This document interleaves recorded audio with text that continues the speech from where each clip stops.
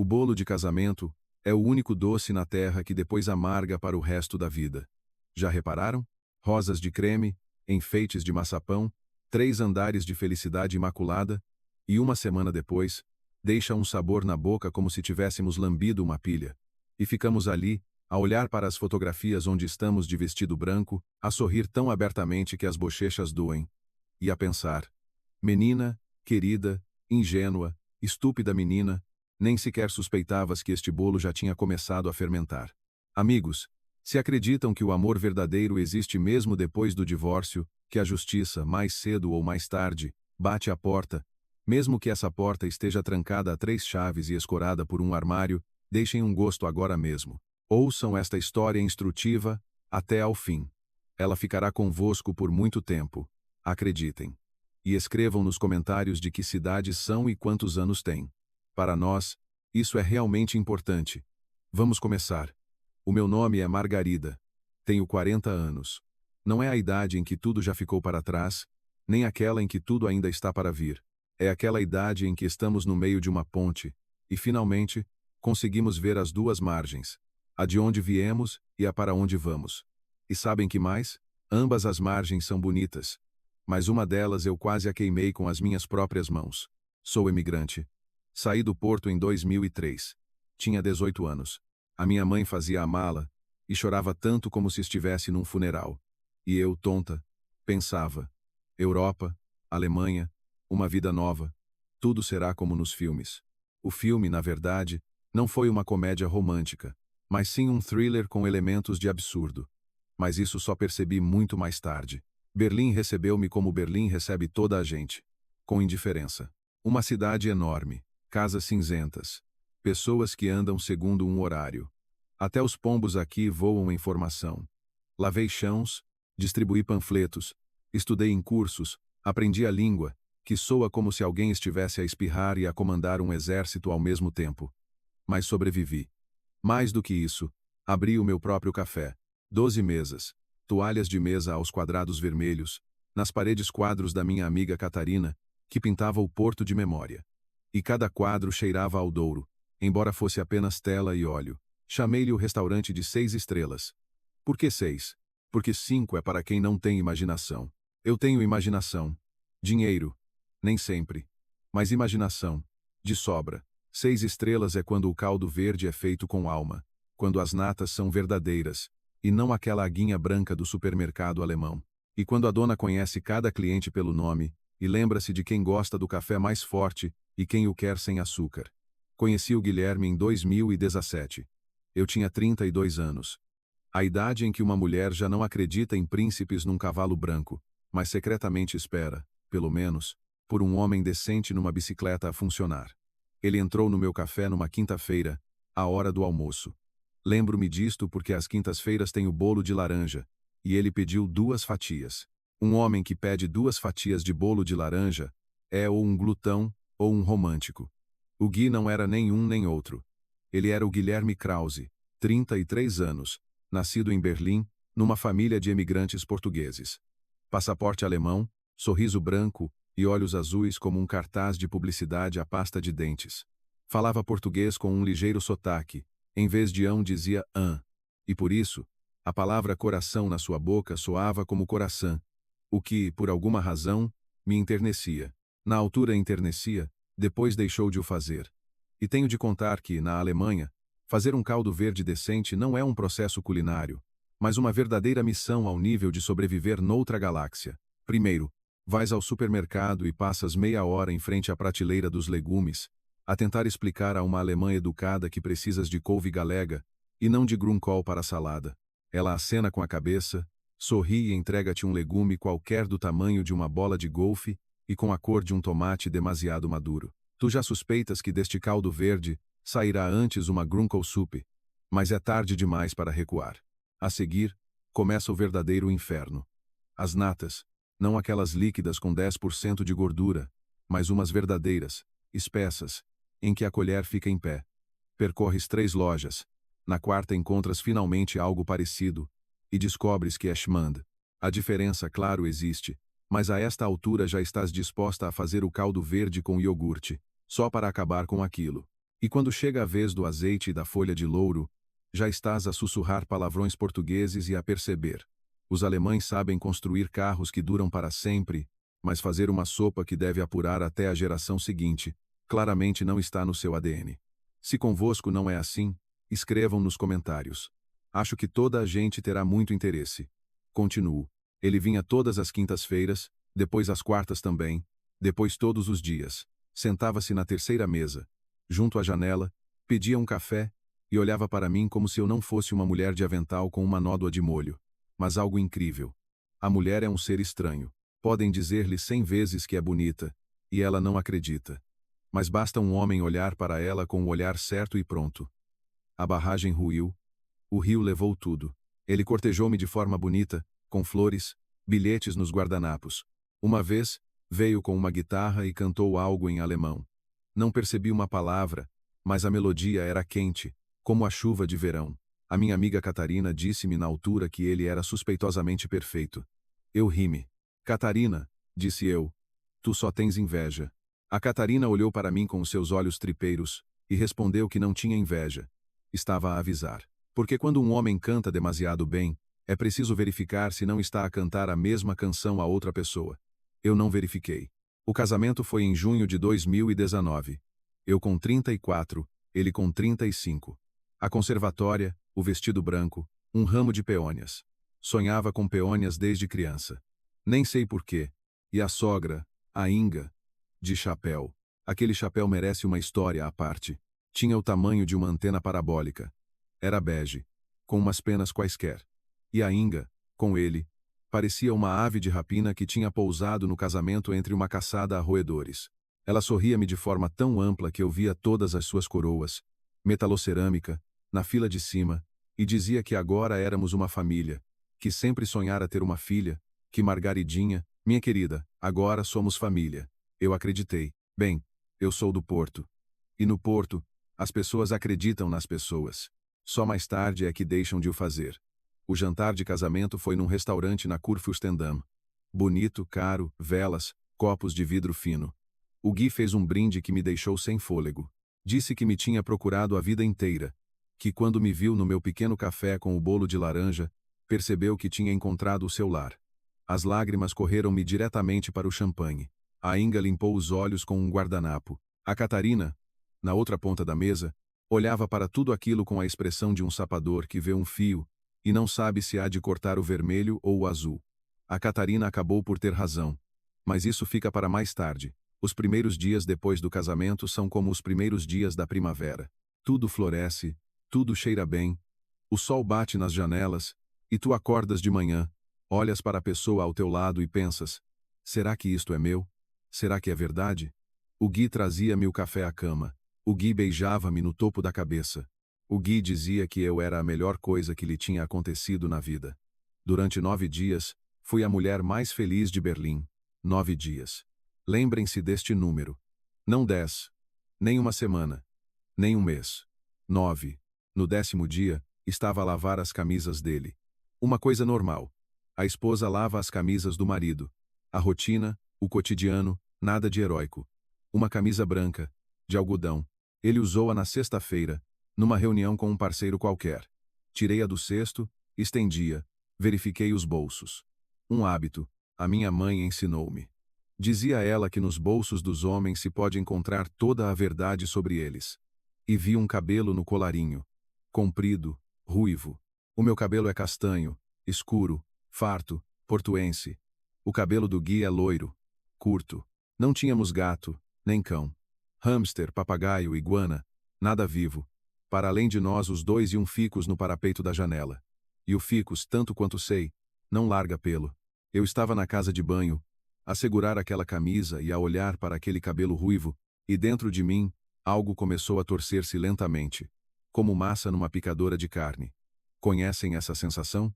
Quando ainda nada está provado, quando ainda se pode explicar, quando ainda nos podemos convencer de que foi o vento que o trouxe, que se encostou a alguém no metro, que uma colega o abraçou, mas o corpo já sabe. O corpo sabe sempre antes da cabeça. Os dedos ficaram frios. Uma pedra no estômago. E o coração a bater como se estivesse a correr para algum lado sem mim. Tirei cuidadosamente aquele cabelo do colarinho, Pousei-o na borda do lavatório.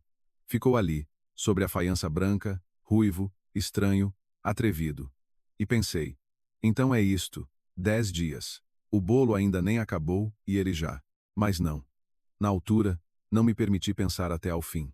Disse a mim mesma, Margarida, és uma paranoica. És uma imigrante com ansiedade elevada. A Catarina encheu-te a cabeça. Isto não é nada. É uma parvoíce. É só um cabelo. Sabe-se lá de onde veio. Deitei-o no lixo, lavei a camisa, passei-a a ferro, pendurei-a no armário, preparei o jantar. Sorri quando Gui chegou a casa, beijei-o na bochecha, perguntei como tinha corrido o dia.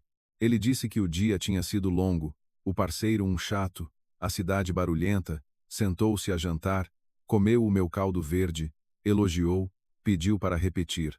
E eu olhava para ele do outro lado da mesa e pensava, por favor, que isto não seja nada, que seja só um cabelo. Mas por dentro, lá onde a mulher guarda a sua antiga intuição animal, já uivava, baixo, prolongado, como o vento numa fresta. E percebi que aquele uivo não se calaria enquanto eu não soubesse a verdade. E a verdade, digo-vos, é daquelas coisas que, por vezes, mais valia não saber. Mas quando já a pressentimos, não há caminho de volta. Como naquela anedota, podemos não abrir a porta. Mas se já ouvimos o que se passa atrás dela, a ignorância não nos salvará. Sabem o que a mentira e os perfumes baratos têm em comum? Ambos, ao início, parecem agradáveis, mas depois dão dor de cabeça e vontade de abrir a janela. O Guilherme mentia como as crianças mentem. Desesperadamente, sem jeito, com os olhos a saltar como uma bola numa tômbola. Não fiz uma cena logo de imediato. Sou do Porto. E uma mulher do Porto nunca se lança à batalha sem antes fazer o reconhecimento do terreno. Nós não fazemos escândalos. Nós recolhemos informação, em silêncio, metodicamente, como um inspetor que já sabe a resposta, mas quer que o suspeito se enterre sozinho. Depois daquele cabelo ruivo, passou uma semana. Eu observava. Eu ouvia. Transformei-me num radar. O Gui saía para o trabalho às 8 da manhã, voltava às 7 da noite. Tudo como de costume, mas apareceram pequenos pormenores. Ele começou a bloquear o telemóvel. Antes, o código dele era um 234. Não estou a brincar. Ele tinha mesmo um 234. Como a senha de uma mala que não se fecha a ninguém. De repente, um novo código, longo, e ele pousava o telemóvel com o ecrã para baixo.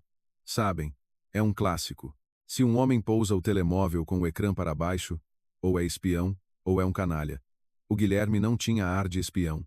Depois, começou a chegar mais tarde. Não todos os dias, mas 2 ou 3 vezes por semana. O parceiro chato. As negociações prolongaram-se. Trânsito na autoestrada.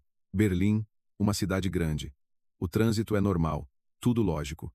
Mas reparei que ele chegava um pouco mais animado do que saía. E uma pessoa que se atrasou em negociações aborrecidas, não chega a casa com os olhos a brilhar. Chega cansada e zangada. E o Gui chegava e assobiava. Assobiava, imaginam, como um canário que andou a passear. Um dia, era uma quarta-feira. Fechei o café mais cedo. Acontece-me isso quando o humor não está bom. Quando as mãos não querem amassar a massa e a cabeça não pensa em receitas. Cheguei a casa 2 horas mais cedo do que o habitual. O Gui já estava em casa. Ouvi a sua voz vinda do quarto. Falava ao telefone. Baixo, a meia voz. Como se fala quando não se quer ser ouvido. E ria-se de forma suave, terna, como já não se ria comigo há muito tempo. Eu estava no corredor, sem tirar os sapatos, com um saco do supermercado na mão, onde tinha tomates e um pacote de massa, e ouvia o meu marido a falar com outra mulher com a voz que eu considerava minha. Ele não disse nada de comprometedor. Nem nomes, nem amo-te, nem tenho saudades. Apenas a voz. Aquele timbre, aquela entoação, que um homem tira do bolso apenas para a mulher de quem gosta. Eu ouvi. Eu sabia, porque um dia ele falou assim comigo. Ele saiu do quarto, viu-me no corredor e estremeceu. Não muito.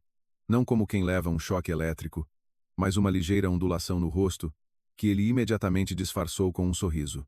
Perguntou por que é que eu tinha chegado mais cedo. Eu disse que me doía a cabeça. Ele ofereceu um comprimido. Atencioso, cuidadoso, terno, canalha. Não perguntei com quem ele estava a falar. Ainda não era à altura, ainda era cedo. Uma mulher do Porto é uma jogadora de xadrez. Não move uma peça sem ter calculado 3 jogadas à frente.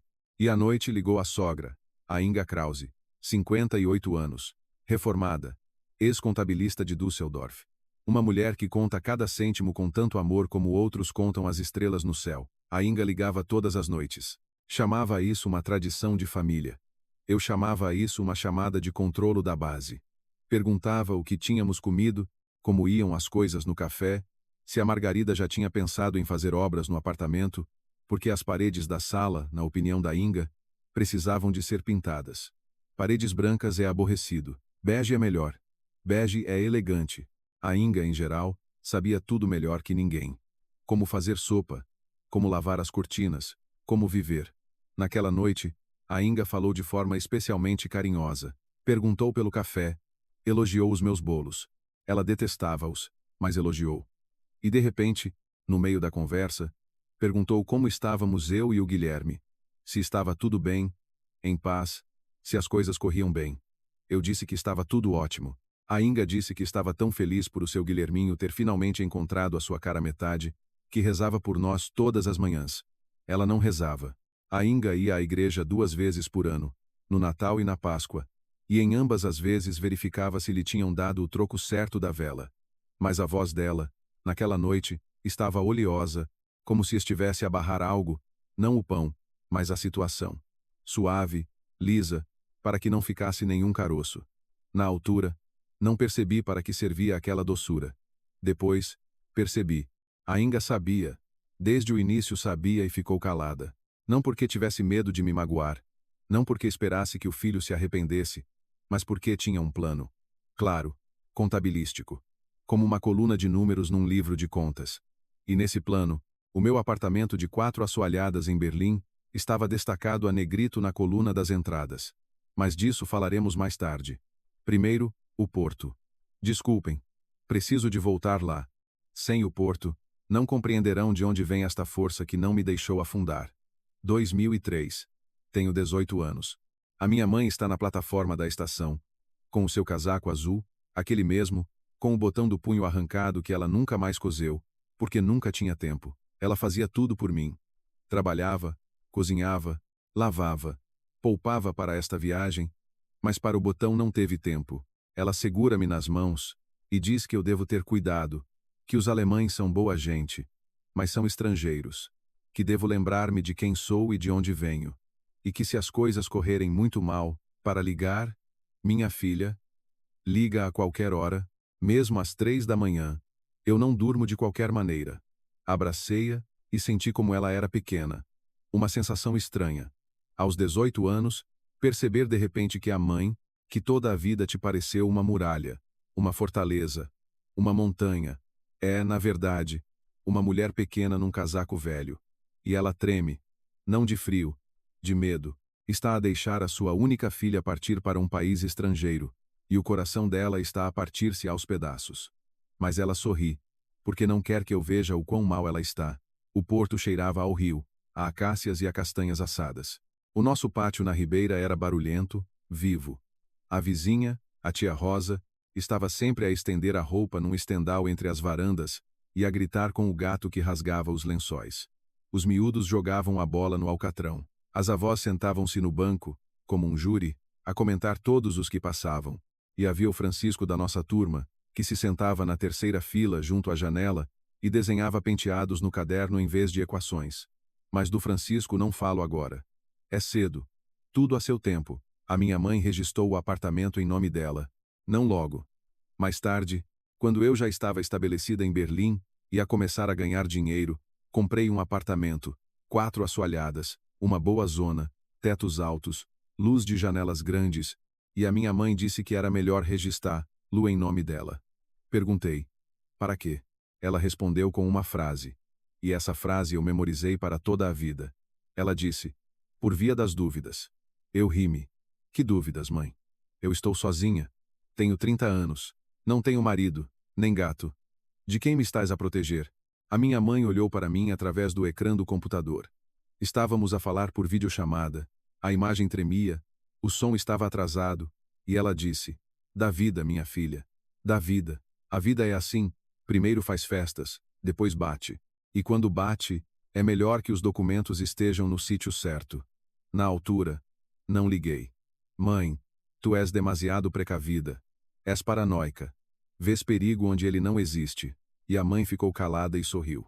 Com o sorriso de quem já viveu a sua vida e sabe que o perigo está sempre onde não o esperamos. O apartamento ficou em nome da mãe. E isso, digo-vos, foi a decisão mais sábia da minha vida.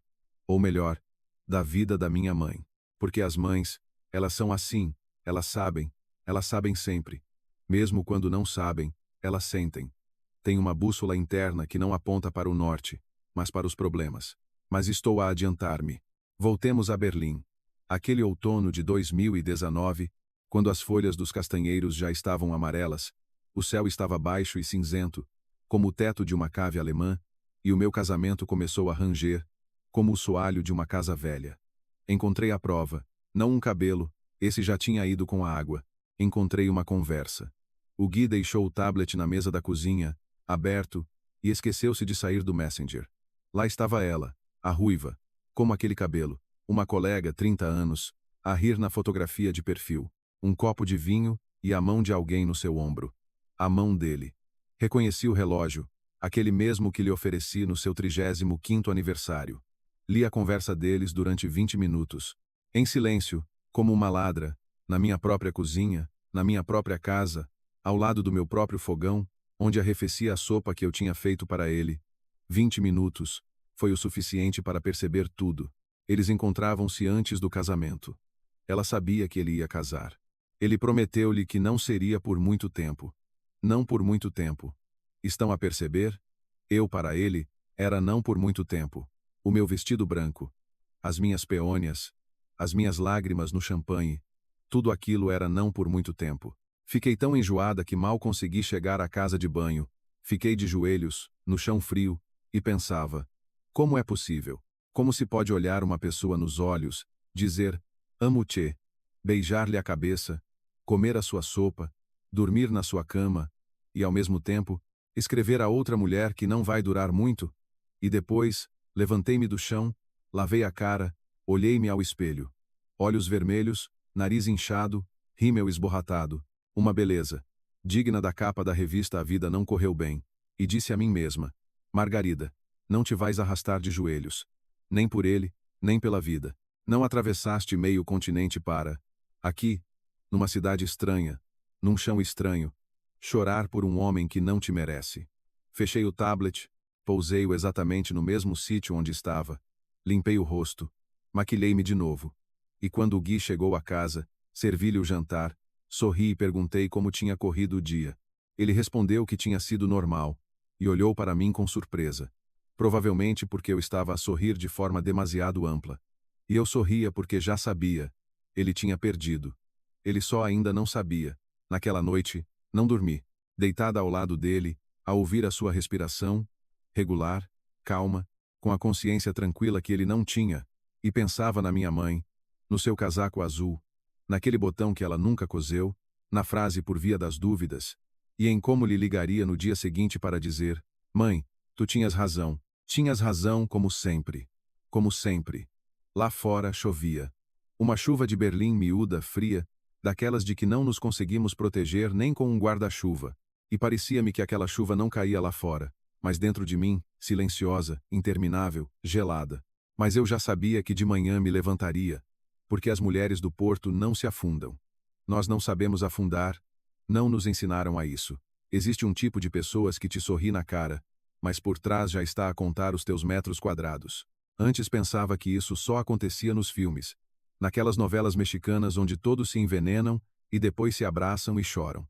Afinal, também acontece em Berlim. Só que aqui não envenenam. Aqui processam em tribunal. Com cuidado, por parágrafos, com carimbos e assinaturas. Os alemães até traem com hora marcada. Deixei o Guilherme 3 meses depois do casamento. Não 10 dias depois, quando encontrei o cabelo, nem 3 semanas depois, quando li a conversa, mas 3 meses depois, porque precisava de tempo. Tempo não é fraqueza. É estratégia. Uma mulher do Porto não bate com a porta. Primeiro, tira tudo o que tem valor. E só depois é que bate com a porta. Liguei a minha mãe no dia seguinte a ter lido a conversa.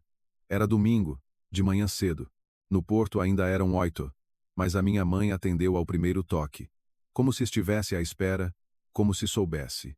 Fiquei em silêncio por uns 10 segundos, e a minha mãe disse apenas uma frase. Disse: "Conta-me tudo. Não o que aconteceu, não o que se passou.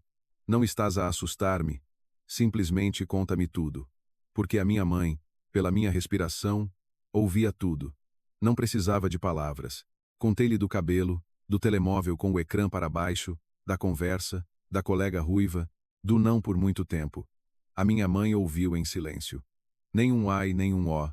Apenas a sua respiração no telefone, regular, pesada, como a de alguém que levanta algo insuportavelmente pesado, mas não o demonstra. Quando acabei, a minha mãe ficou em silêncio por mais uns 5 segundos.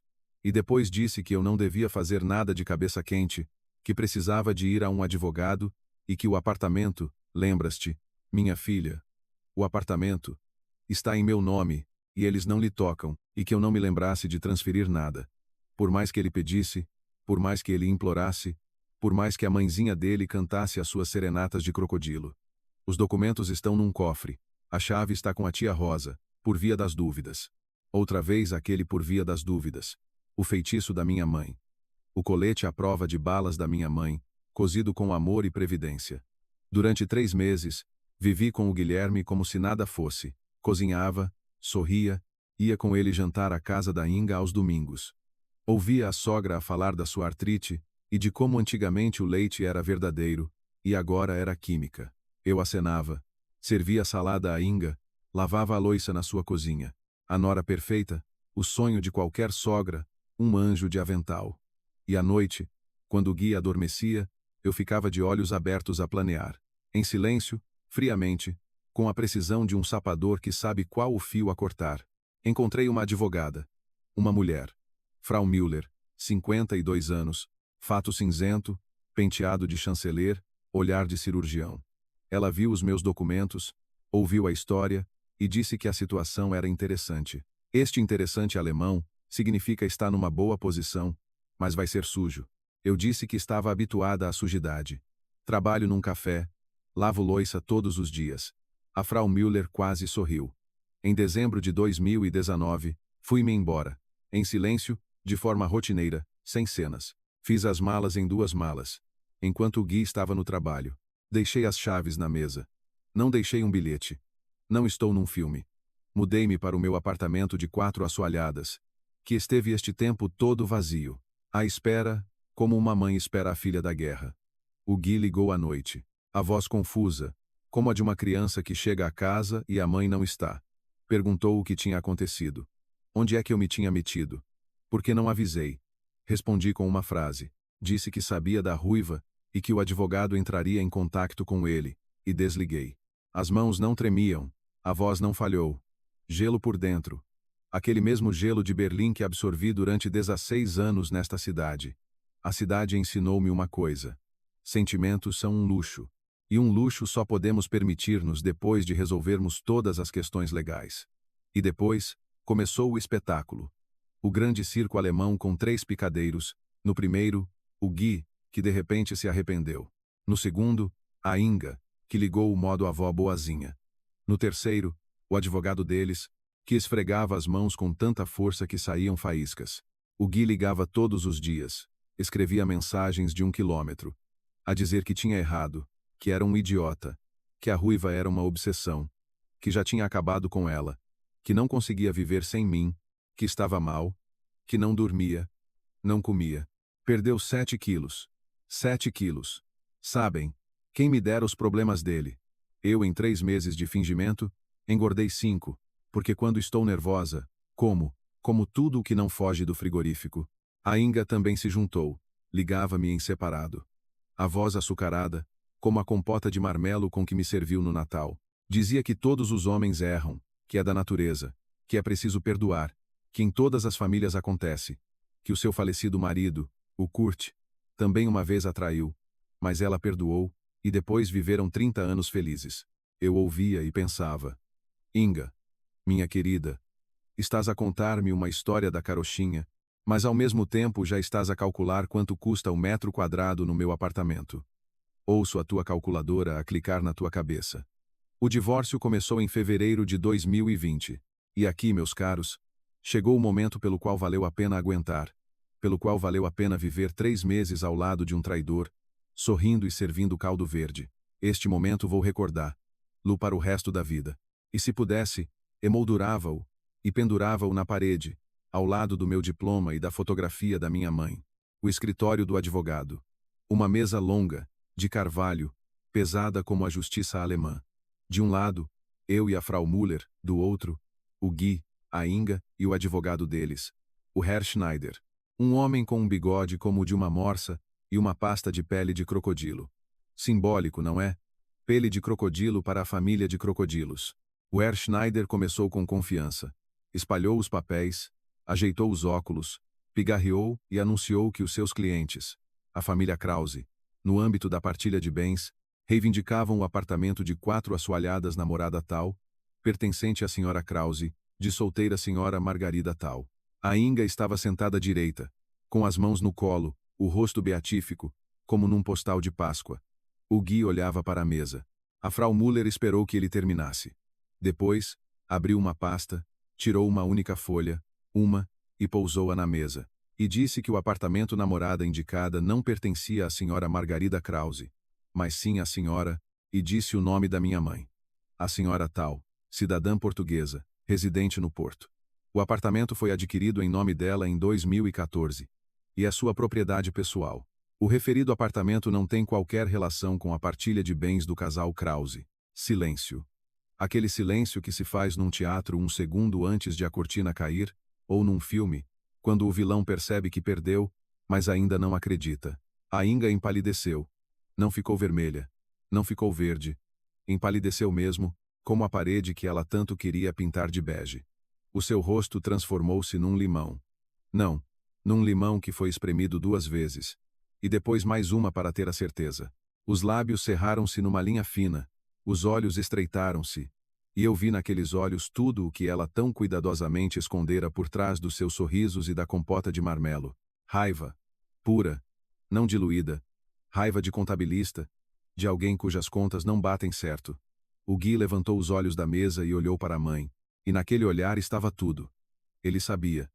Ele sabia que a mãe estava de olho no meu apartamento. Ele sabia que o plano existia desde o início. Talvez não soubesse os pormenores. Ele não era assim tão inteligente. Mas sabia a direção.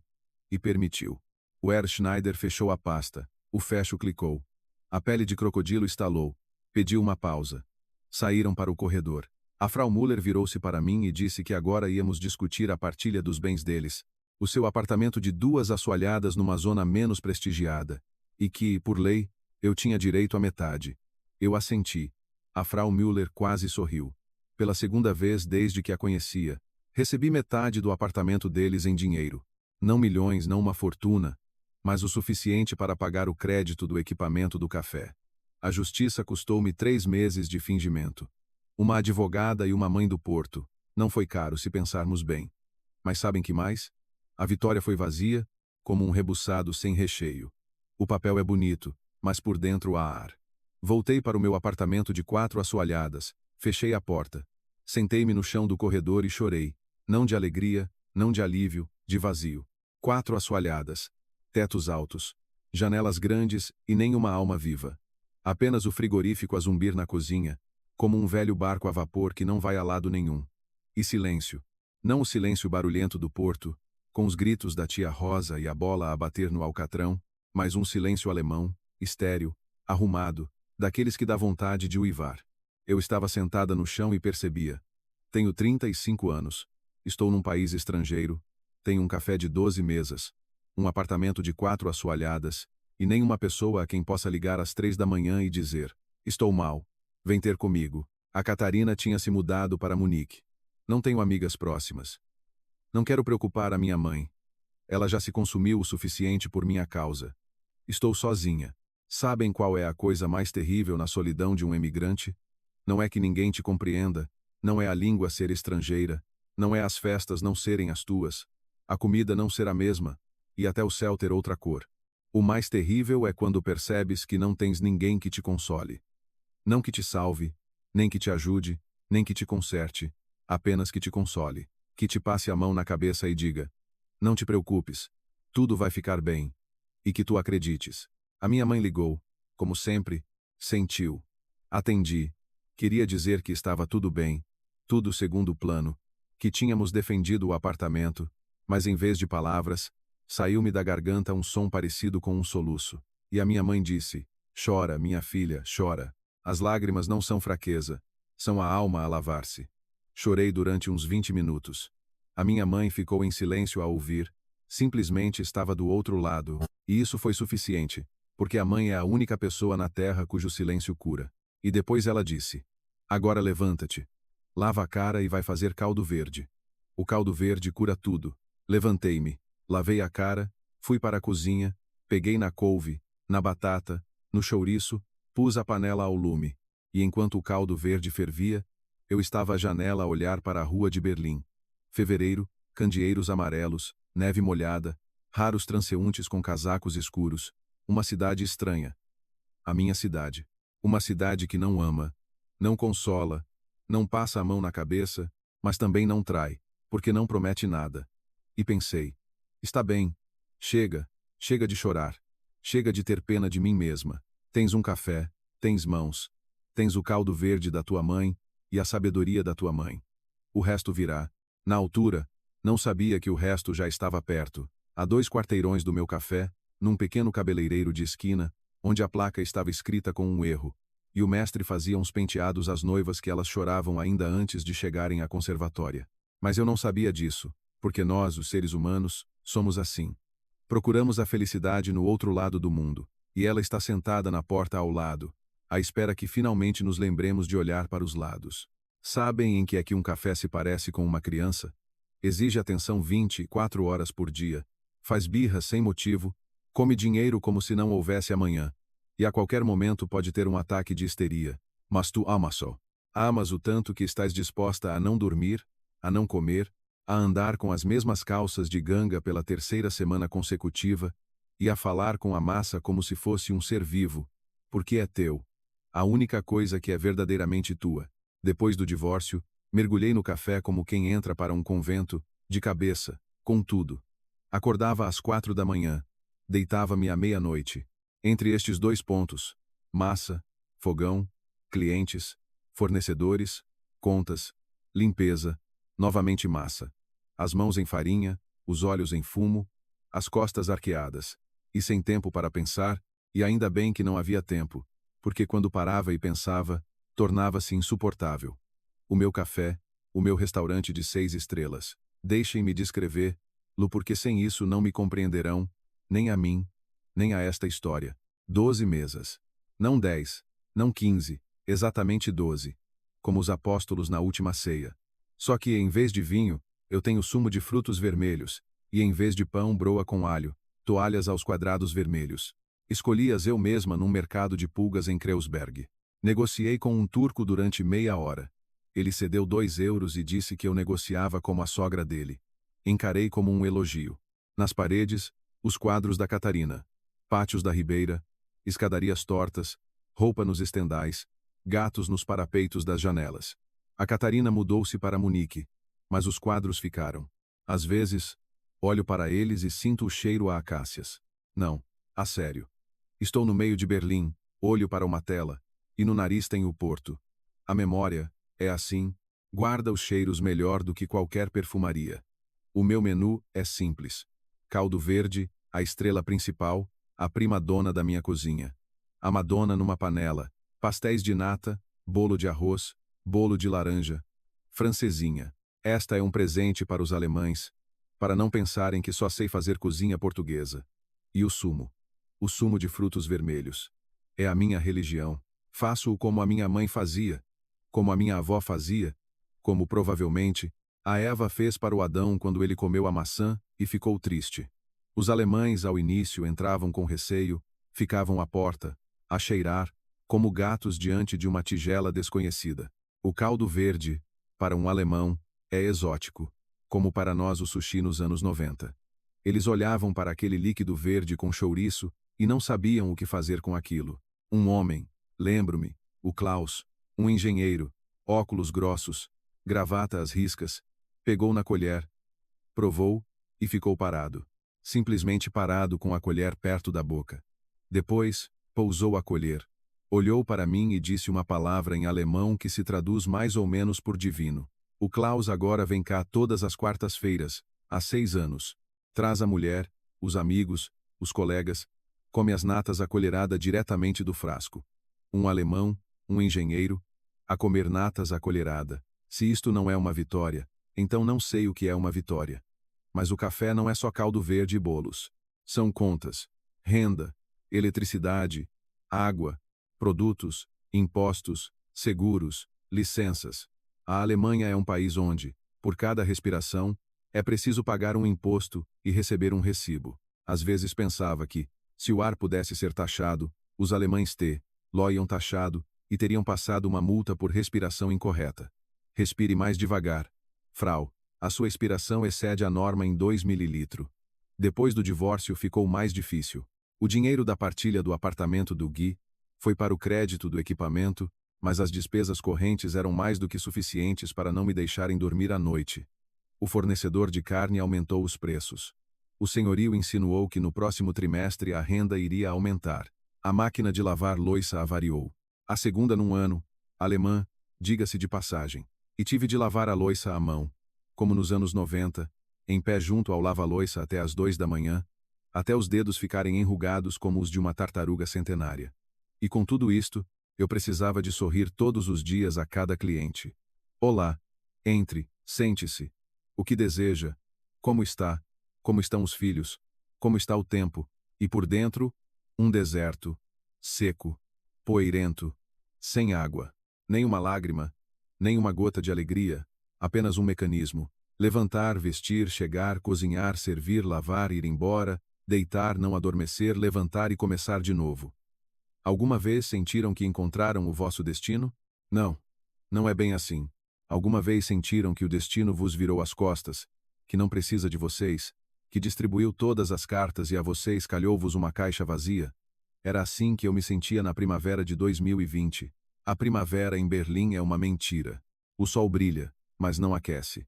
As árvores florescem, mas o cheiro é fraco, como se alguém se tivesse esquecido de adicionar o aroma. As pessoas saem para os parques, sentam-se nos bancos, comem gelados, e tu passas por elas e pensas: toda a gente tem alguém, e tu tens 12 mesas, e uma máquina de lavar louça que voltou a verter água.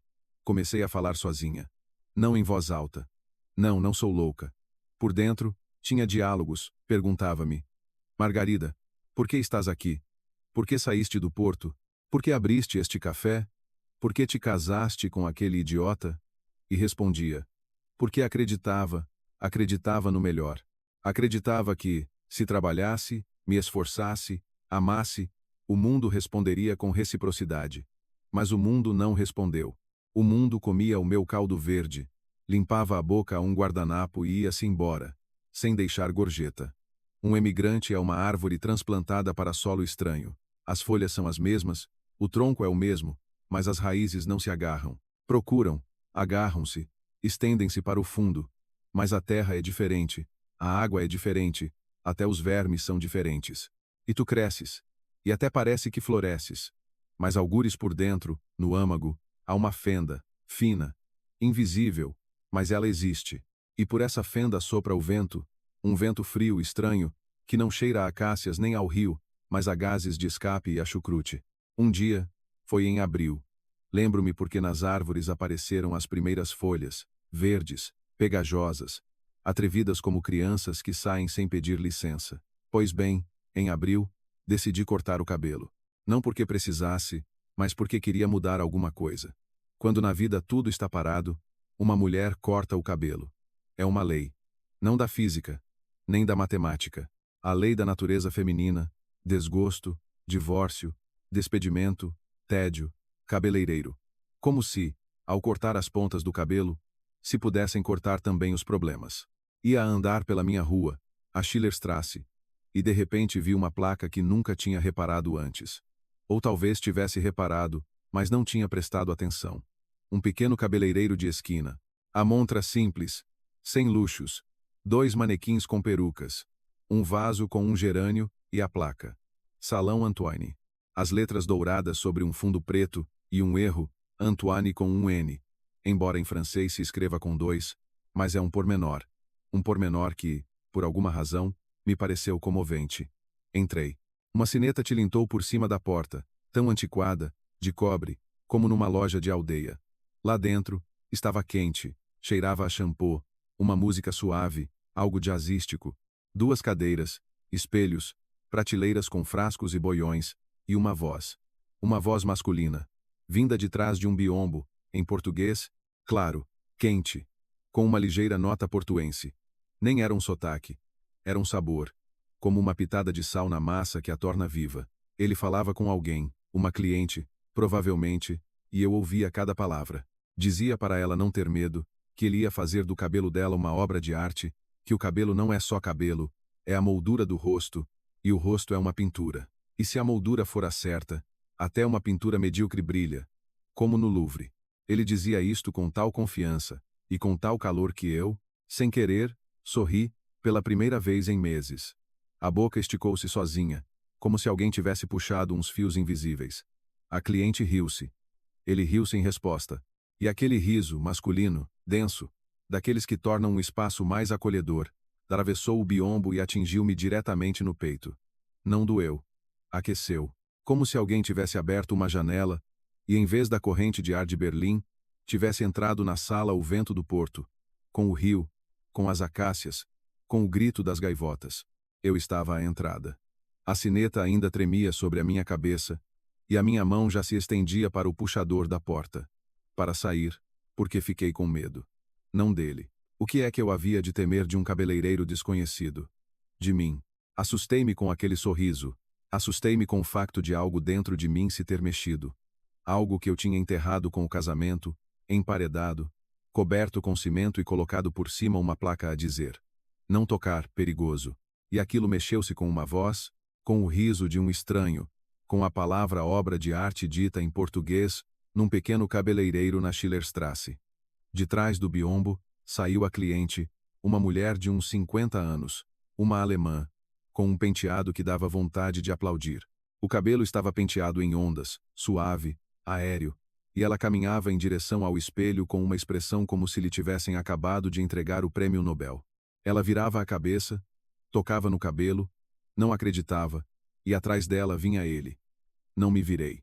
Fiquei de costas para ele, de frente para a porta, com a mão no puxador.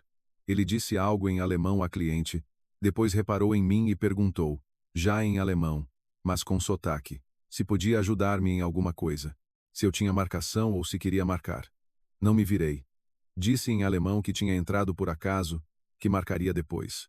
Desculpe. Empurrei a porta, a sineta tilintou, saí e continuei a andar pela Schillerstrasse. Rápido, como se estivesse a fugir. De quê? De quem? De um cabeleireiro com voz portuense? De mim mesma? Do facto de a vida te oferecer algo novo e tu te afastares? Como um gato de um pepino? Porque já te queimaste? Já passaste por muito? Já não acreditas? Eu ia a andar e a pensar. Margarida, és uma idiota. Entraste num cabeleireiro e fugiste. Nem cortaste o cabelo, nem te viraste. Que és tu uma cobarde? É o que és. Uma emigrante com o coração partido e os joelhos a tremer. Uma beleza, não há dúvida.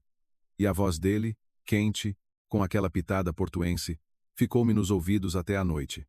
E quando fechei o café, e quando lavei o chão, e quando ia para casa no elétrico vazio, pelas ruas vazias de Berlim, ficou e não saiu, como um convidado que não foi chamado, mas que se instalou no sofá e não tenciona ir embora. Deitei-me na cama, fechei os olhos e pensei: não preciso disto, nem agora, nem com a minha história, nem depois do Gui, nem depois de tudo. Fecha a porta, Margarida, e deita fora a chave. Mas a porta, sabem, é daquelas coisas. Pode-se fechar, pode-se pregar, pode-se emparedar, mas ela acaba sempre por se abrir, porque a vida é mais forte do que qualquer fechadura, e é mais forte do que o medo, até o meu. Às vezes, a vida atira-te um encontro para o qual não estás preparada. Vais a andar pela rua, a pensar nas contas e na torneira a pingar, e de repente, pumba, está um homem à tua frente, e tu percebes que todas as contas e todas as torneiras do mundo não valem uma batida do coração que acabaste de sentir. e tu não estás preparada. O teu rímel não é o certo, o teu penteado não é o certo, a tua alma não é a certa, amarrotada como uma camisa que veio na mala. E não há para onde fugir, porque ele já está a olhar e a sorrir. Passou uma semana desde que fugi do cabeleireiro. 7 dias, nos quais eu fingi diligentemente que nada tinha acontecido. Entrei, ouvi uma voz, saí. Qual é o problema? Quantas vozes portuguesas há em Berlim? A cidade é grande, há muitos emigrantes. E nem todo homem que fala português com sotaque do Porto merece que não durmas à noite e te vires na cama como um frango no espeto. Mas eu não dormi e virei-me, porque aquela voz, quente, com um toque de malandrice, com aquele aportuense que soa como um sorriso, ficou em mim como uma farpa. Não dói, não é perigoso, mas sentes sempre e tocas e não consegues tirar. No sábado, fechei o café às 3 da tarde. Sábado, dia curto, poucos clientes, o caldo verde acabou à hora do almoço. E pensei, tenho mesmo de cortar o cabelo. Não por ele, por mim. Uma mulher tem o direito de cortar o cabelo sem explicar os motivos. Está escrito na Constituição, provavelmente. Se não está, está na hora de o escrever. Fui a andar pela Schillerstrasse, devagar. Abril respirava calor. As tilhas tinham as primeiras folhas. Os pardais chilreavam como se estivessem a discutir as últimas notícias, e uma velhinha trazia pão da padaria, apertando uma baguete ao peito como se fosse um bebé. Berlim, às vezes, consegue ser comovente, raramente, mas consegue. A placa Salão Antoine com um N brilhava ao sol. O vaso com o gerânio estava no mesmo sítio. A sineta tilintou quando abri a porta, e entrei. Ele estava junto à cadeira, de costas para mim. A cortar o cabelo a alguém, a um homem, idoso, um alemão, que estava sentado na cadeira a ler o jornal enquanto as tesouras estalavam por cima da sua cabeça. O mestre trabalhava depressa, com confiança, os dedos voavam como os de um pianista, e cada movimento era preciso, sem pressa, sem gestos desnecessários. Ele cantarolava algo para si mesmo, baixinho, quase inaudível. E eu reconheci a melodia. Era uma canção que passava no Porto nos anos 90, de um filme qualquer, não me lembro do nome, mas a melodia era daquelas que fazem picar o nariz e dão vontade de ir para casa. Ele virou-se ao som da sineta, e eu reconheci-o. Não, não logo de imediato. Primeiro o rosto. Apenas um rosto. Masculino, agradável, de uns 30 e poucos anos. Olhos castanhos, cabelo escuro, ligeiramente ondulado. Um sorriso leve, como o de alguém que, no geral, vive bem. E depois, como um flash, como um raio num dia de sol. Eu vi naquele rosto outro rosto, de rapaz, magro, com um arranhão no queixo e uma mancha de tinta no dedo. Terceira fila, junto à janela, caderno de matemática, desenhos de penteados em vez de equações. O Francisco, Francisco Rebelo, Porto. Escola secundária número 127, terceira fila. Segundo lugar a contar da janela. O rapaz calado que desenhava penteados enquanto a professora Palmira explicava as equações de segundo grau. Ela chamava-o ao quadro, ele ficava calado, ela dava-lhe nota negativa. Ele sentava-se e voltava a desenhar. A professora Palmira disse-lhe um dia, em frente a toda a turma, que ele seria ou cabeleireiro ou um vadio. A turma riu-se. O Francisco não se riu, olhou para a professora Palmira com os seus olhos castanhos e ficou calado. Ele, em geral, falava pouco, mas quando falava, todos ouviam, porque ele falava com nexo. E ali estava ele, à minha frente, em Berlim, a 2 quarteirões do meu café, com uma tesoura na mão, a olhar para mim como quem olha para um fantasma, com surpresa, com incredulidade e com uma ponta de alegria que ainda não tinha decidido se havia de se manifestar ou esperar. Ele disse o meu nome, não perguntou, afirmou-o, como um facto, como se estivesse à espera que eu entrasse. Não hoje, mas um dia. Margarida, disse ele. E pela forma como disse, suave, com aquele portuense que é um pouco mais longo do que o necessário, fiquei sem fôlego. Assenti, fiquei junto à porta, como uma estátua de sal, com a mala numa mão e as chaves do café na outra, e não conseguia mover-me. Ele sorriu, um sorriso largo, aberto, como na infância, como no pátio da escola quando jogávamos aos polícias e ladrões. E ele era sempre o ladrão, porque corria mais depressa do que todos. O alemão idoso na cadeira tossiu. O Francisco apercebeu-se, pediu desculpa ao cliente, acabou rapidamente o corte, 3 movimentos de tesoura, um gesto com o pente. Pronto, o alemão olhou-se ao espelho. Acenou com aprovação, pagou e saiu. A sineta tilintou. Ficamos sozinhos. E começou uma conversa que durou 4 horas. 4 horas. Não dei pelo tempo passar. Estávamos de pé. Depois sentamo-nos. Ele trouxe um banquinho de um canto. Eu sentei-me na cadeira de cabeleireiro. Depois, ele fez café num pequeno bule que estava numa prateleira ao lado dos shampoos. E bebemos aquele café e falamos. Ele contou. Saiu do Porto em 2013. Tinha 28 anos. Veio para Berlim porque a tia, irmã da mãe, vivia aqui. Trabalhou primeiro num salão de outra pessoa. Varria, lavava cabelos, passava as ferramentas, depois começou a cortar ele mesmo. Depois percebeu que as suas mãos faziam algo especial. Não apenas cortes, mas imagens. Ele via um rosto e percebia o que era preciso. Que linha, que volume, que curva. Falava sobre isso com tanto fogo nos olhos que eu esqueci-me onde estava. Depois, começou a fazer penteados de noiva. E aí revelou-se o seu verdadeiro talento. Contou como chegava uma noiva, nervosa, assustada, com as mãos a tremer e os olhos em lágrimas. E ele sentava-a na cadeira, falava com ela, acalmava-a. E enquanto falava, as mãos trabalhavam. E 1 hora depois, a noiva olhava-se ao espelho e não se reconhecia. Não porque se tivesse tornado outra, mas porque se tinha tornado ela mesma, a verdadeira, aquela que ela tinha medo de ver. E ela chorava. Mas eram outras lágrimas, felizes, gratas, puras. Eu ouvia e sentia algo a descongelar dentro de mim. Lentamente, com cuidado, como gelo num rio na primavera. Primeiro pequenas fendas, depois gotas, depois riachos. Uma sensação perigosa, agradável e perigosa ao mesmo tempo, como estar à beira de um precipício com bom tempo, bonito, o vento na cara, e embaixo o desconhecido. Eu também contei, do café, das 12 mesas, do caldo verde para os alemães, da minha mãe, do Porto, do pátio, da tia Rosa, das castanhas, do Guilherme não contei. Cedo, doloroso. Não quero. O Francisco não perguntou. Ele, em geral, não fazia perguntas desnecessárias. Ouviu, acenou, riu-se quando eu brincava, e olhou para mim como há muito tempo ninguém olhava. Não de forma avaliadora. Não com cobiça, não com segundas intenções, mas simplesmente com interesse, com calor, como se olha para alguém que se tem prazer em ver. Perguntei-lhe há quanto tempo ele estava ali, na Schillerstrasse. Ele respondeu, 6 anos. Senti algo a cair dentro de mim, como um balde num poço. 6 anos. Ele viveu a 2 quarteirões do meu café durante 6 anos, 2.190 dias.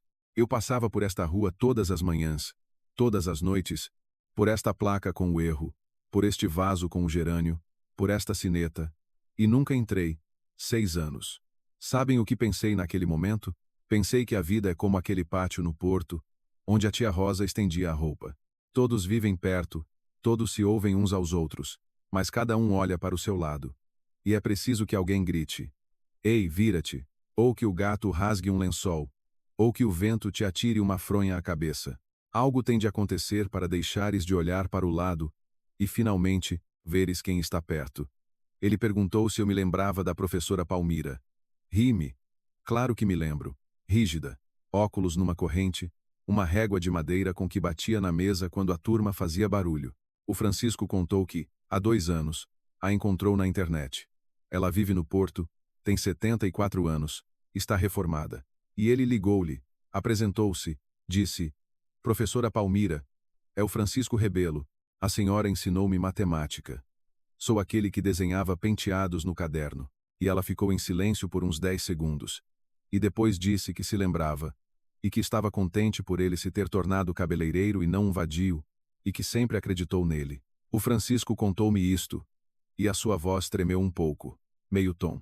E eu percebi que aquele homem era verdadeiro, não de cartão, não de sorriso branco, não com o passaporte certo, mas verdadeiro. Daqueles que ligam a uma professora antiga 20 anos depois e dizem obrigado, quando escureceu, e escureceu sem se dar por isso. Como acontece quando o tempo desaparece, ele ofereceu-se para me acompanhar. Eu disse que vivia longe. Ele perguntou onde era o meu café. Eu respondi.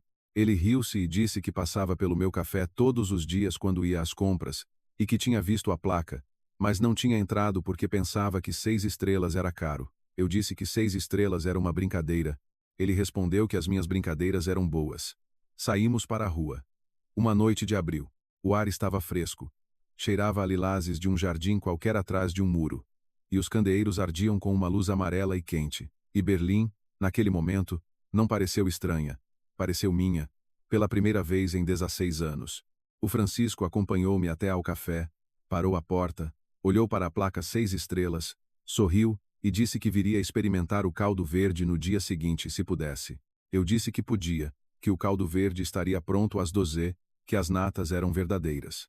Ele acenou, virou-se e foi pela Schillerstrasse, com as mãos nos bolsos, ligeiramente curvado, a assobiar aquela mesma melodia dos anos 90. Eu fiquei à porta do meu café a olhar, lo afastar-se e a pensar. Não te apegues, não tenhas esperança, já tiveste esperança uma vez. E o que aconteceu? Um cabelo ruivo no colarinho, uma conversa no tablet, uma sogra crocodilo. Queimaste-te. Ardeu-te até aos ossos. Não te podes aproximar do fogo. Mas o coração, ele não ouve. É estúpido, teimoso, analfabeto. Podes explicar-lhe 1000 vezes que não podes, que é perigoso, que vai doer. Ele continua a bater. E bate um pouco mais depressa quando um homem com voz portuense e mãos que fazem dos cabelos obras de arte se afasta pela rua. Ele veio no dia seguinte, pontualmente às 12. Sentou-se na terceira mesa, junto à janela, a mesma onde o Gui se sentava. Pediu o caldo verde, provou, fechou os olhos, abriu-os, e disse que 6 estrelas era pouco, que aquele caldo verde merecia pelo menos 10. E as natas, uma medalha de estado à parte, com fita e selo. Eu ri-me. Alto, abertamente, como não me ria há um ano inteiro. Fiquei junto ao balcão, com uma concha na mão, e ri-me como uma miúda, como a estudante daquela mesma escola secundária número 127, onde um rapaz da terceira fila desenhava penteados no caderno de matemática, e ele riu-se também. E nesse momento, o meu café de 12 mesas ficou cheio. Não porque tivessem chegado clientes, mas porque finalmente havia nele uma pessoa para quem valia a pena fazer caldo verde. Existe uma expressão. Hábito. O hábito de beber café de manhã. O hábito de lavar os dentes antes de dormir. O hábito de se queixar do tempo. Mas há um hábito de outro tipo. Quando uma pessoa entra na tua vida em silêncio, sem fanfarras, sem cavalo branco e ramo de peônias. Mas simplesmente vem todos os dias. Senta-se na terceira mesa e diz, caldo verde, por favor, e tu habituas-te. Habituas-te à sua voz, ao seu riso, à forma como ele mexe as natas no sentido dos ponteiros do relógio, devagar, como se estivesse a desenhar uma espiral, e a dada altura, percebes que um dia sem ele é vazio, como uma sopa sem sal. Parece que tem tudo, mas não tem sabor. O Francisco começou a vir todos os dias.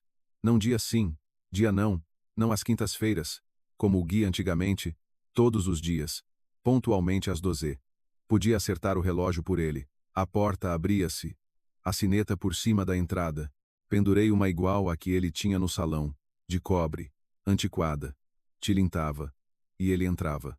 Sempre com um sorriso, sempre com uma palavra qualquer que me fazia sorrir em resposta. Um dia, ele veio e disse que estava a chover lá fora, e que o meu caldo havia assado em mim a coisa que o podia reconciliar com o tempo alemão. Noutra vez, disse que tinha visto couve no mercado e pensado em mim. E que isso provavelmente não era normal. Pensar numa mulher ao olhar para a couve. Eu respondi que, para um portuense, isso era perfeitamente normal. A couve é romântica. No Porto, todo o amor começa com um caldo verde. Ele riu-se, e eu ri-me. E o Klaus, o meu cliente alemão engenheiro, que estava sentado na quinta mesa, olhou para nós por cima do jornal, e também sorriu, embora não percebesse uma palavra de português.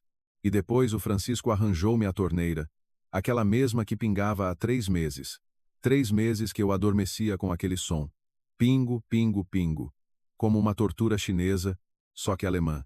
Porque o canalizador que eu chamei veio, olhou, abanou a cabeça, passou uma fatura de 200 euros e foi-se embora, e a torneira continuou a pingar. O Francisco foi à cozinha.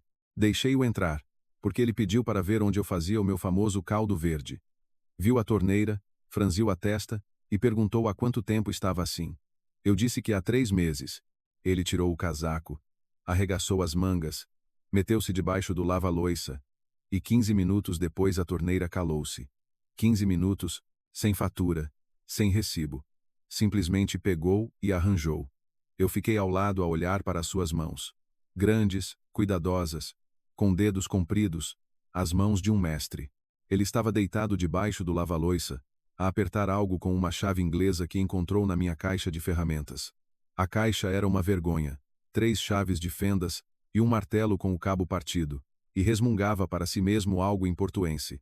Acho que estava a praguejar contra uma anilha. E de repente, senti-me tão bem, tão tranquila, tão certa, que me assustei. Porque da última vez que me senti tão bem ao lado de um homem, vocês sabem como acabou. Ele saiu de debaixo do lava-loiça, limpou as mãos a um pano e disse que a torneira não ia pingar mais, mas que o cano debaixo do lava-loiça precisava de ser substituído. Ele podia vir no fim de semana com as ferramentas. Eu disse que não era preciso, que chamaria um canalizador. Ele olhou para mim e perguntou: "Aquele dos 200 euros?" Fiquei calada. Ele sorriu e disse que viria no sábado.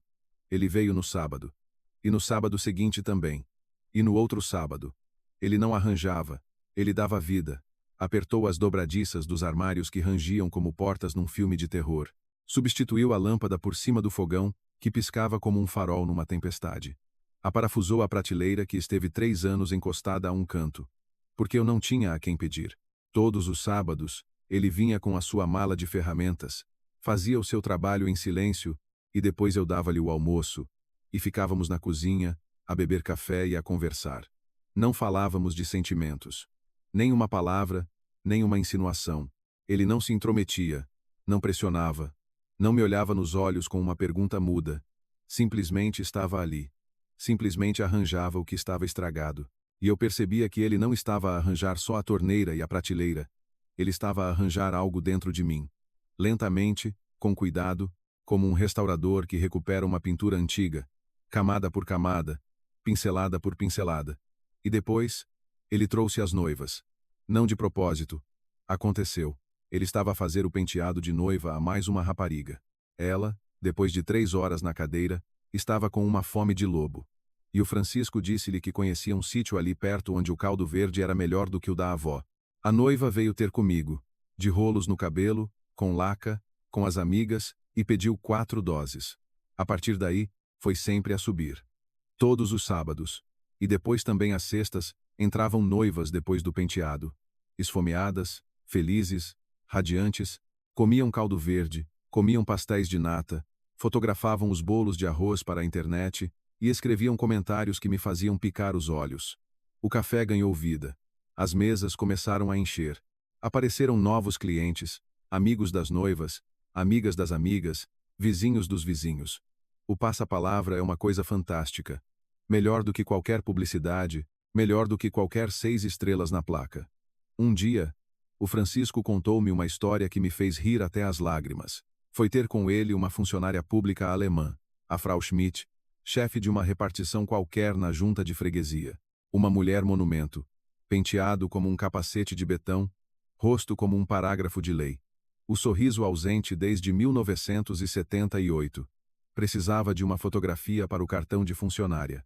O Francisco sentou-a na cadeira, olhou para ela, pensou e fez-lhe um penteado, não o que ela pediu. Ela pediu o de sempre. Mas outro, suave, feminino, com uma ligeira onda que suavizava a linha da testa e descobria o pescoço. A Frau Schmidt olhou-se ao espelho e sorriu, pela primeira vez em 22 anos, segundo cálculos aproximados. O fotógrafo depois perguntou o que tinha acontecido, porque na fotografia ela parecia outra pessoa. O Francisco contou-me isto, sentado num banquinho na minha cozinha, com uma chávena de café na mão, e os seus olhos brilhavam, e eu pensei, este homem torna as pessoas bonitas. Não por fora, por dentro. Ele tira delas o que está escondido, enterrado, esquecido, e mostra-lhe a elas mesmas. O tempo passou. Verão, outono, inverno. 2020 deu lugar a 2021. Eu com 36, ele com 36. Víamo-nos todos os dias. Ele vinha ao café, eu às vezes ia ao salão dele, só por ir, por 5 minutos, levar-lhe um pedaço de bolo de laranja embrulhado num guardanapo. Ele pegava no bolo, dava uma dentada, fechava os olhos e dizia que eu tinha mãos de fada. E eu olhava para as suas mãos, aquelas mesmas, com as tesouras, com o pente, com a chave inglesa, e pensava o mesmo, mas não dizia. Entre nós havia eletricidade, silenciosa, constante, como a corrente nos fios. Não dá choques, não queima, mas sentes. Um toque acidental de mãos quando ele me passava uma chávena. O seu olhar, que eu apanhava quando pensava que ele não estava a olhar. O cheiro da sua colônia, algo quente, amadeirado, não forte mas envolvente, como um cachecol de lã no frio. Ambos fingíamos que nada se passava. Dois adultos, dois portuenses em Berlim, dois idiotas cobardes que têm medo de dizer em voz alta o que ambos sentem. Uma noite, era novembro, o café já tinha fechado. Lá fora, caía neve molhada, a primeira daquele ano. Ficamos na cozinha. Eu lavava a louça. Ele ajudava, secava os pratos com um pano. E decidi ensiná-lo a fazer rissóis. Para quê? Não sei. Apeteceu-me. Era simplesmente uma noite. Havia neve. Éramos nós e o silêncio, no qual apetecia fazer algo com as mãos. Amassei a massa, estendia, mostrei como pôr o recheio e fechar a ponta. Ele tentou. Saiu-lhe torto. Engraçado.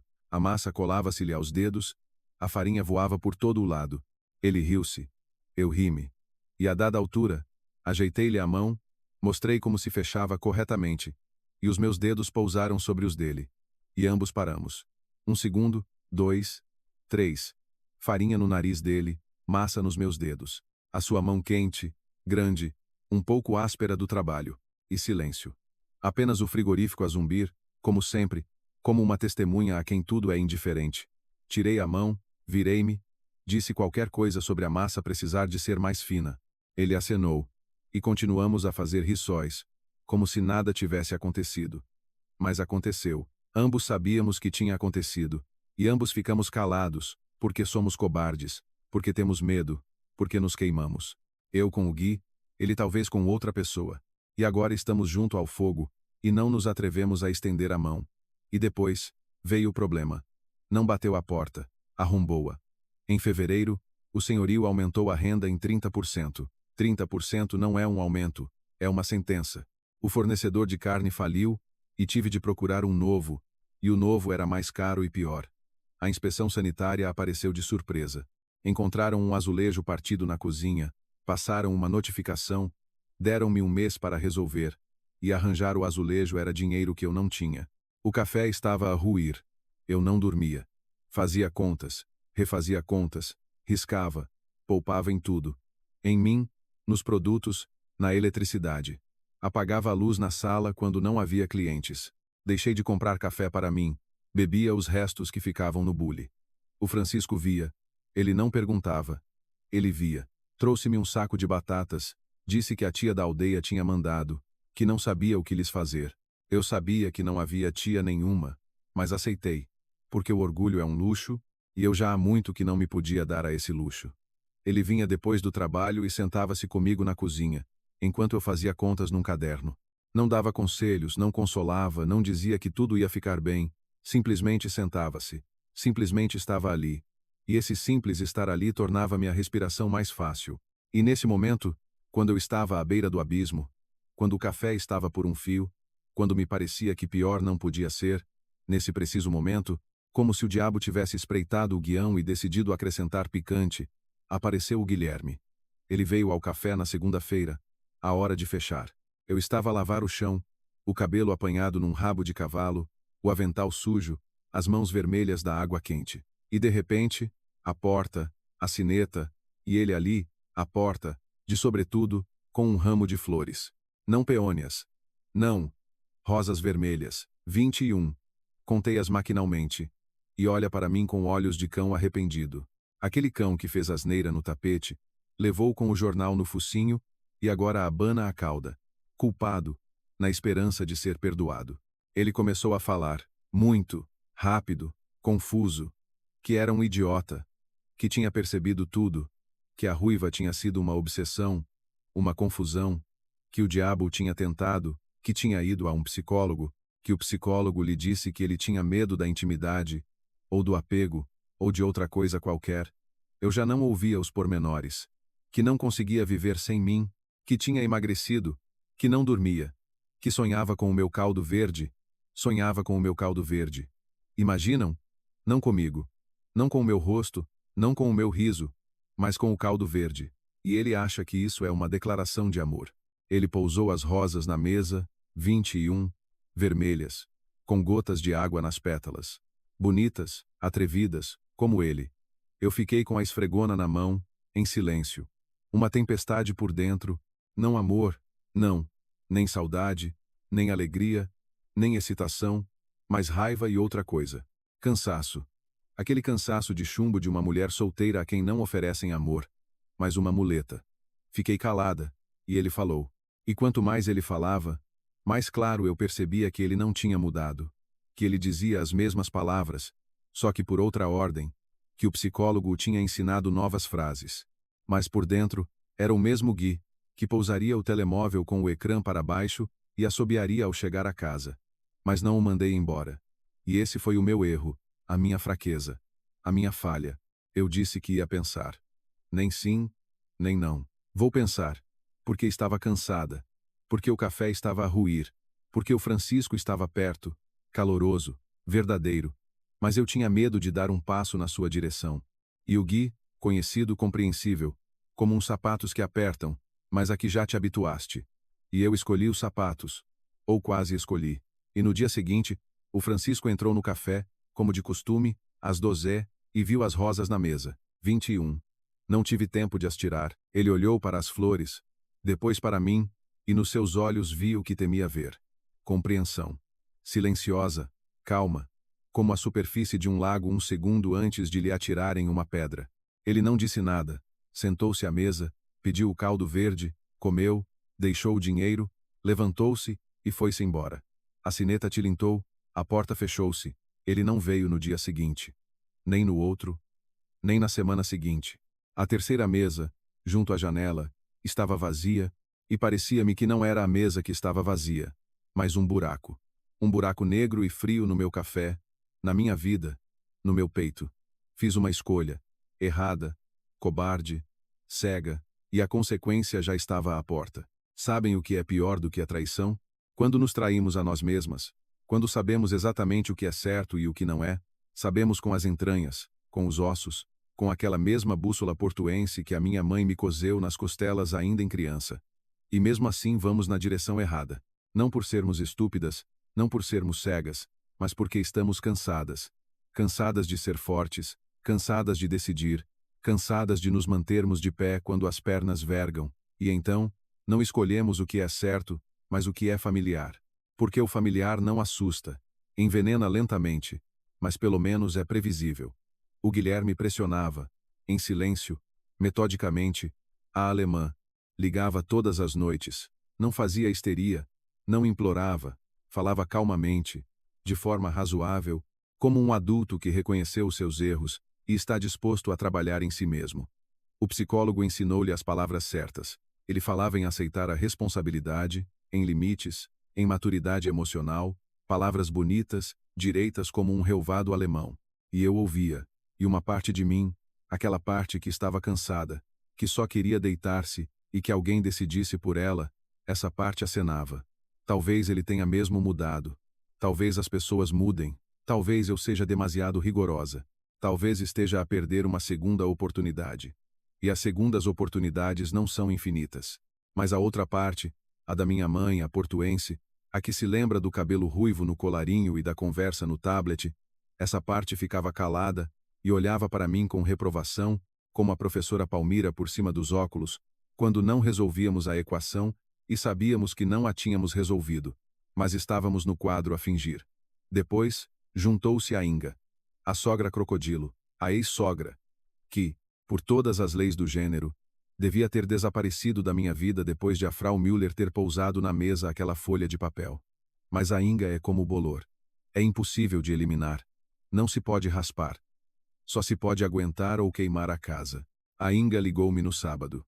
A voz, mel, xarope, dizia que me compreendia, que eu tinha todo o direito de estar zangada, que ela própria tinha estado errada, que não devia ter ficado calada, que era a sua cruz, o seu pecado, e que pedia perdão. Ela, a Inga Krause, a contabilista de Düsseldorf, que nunca na vida pediu perdão, nem a Deus, pedia perdão a mim, a uma emigrante. a uma nora que ela queria espoliar. Eu ouvia e sentia algo a mover-se dentro de mim.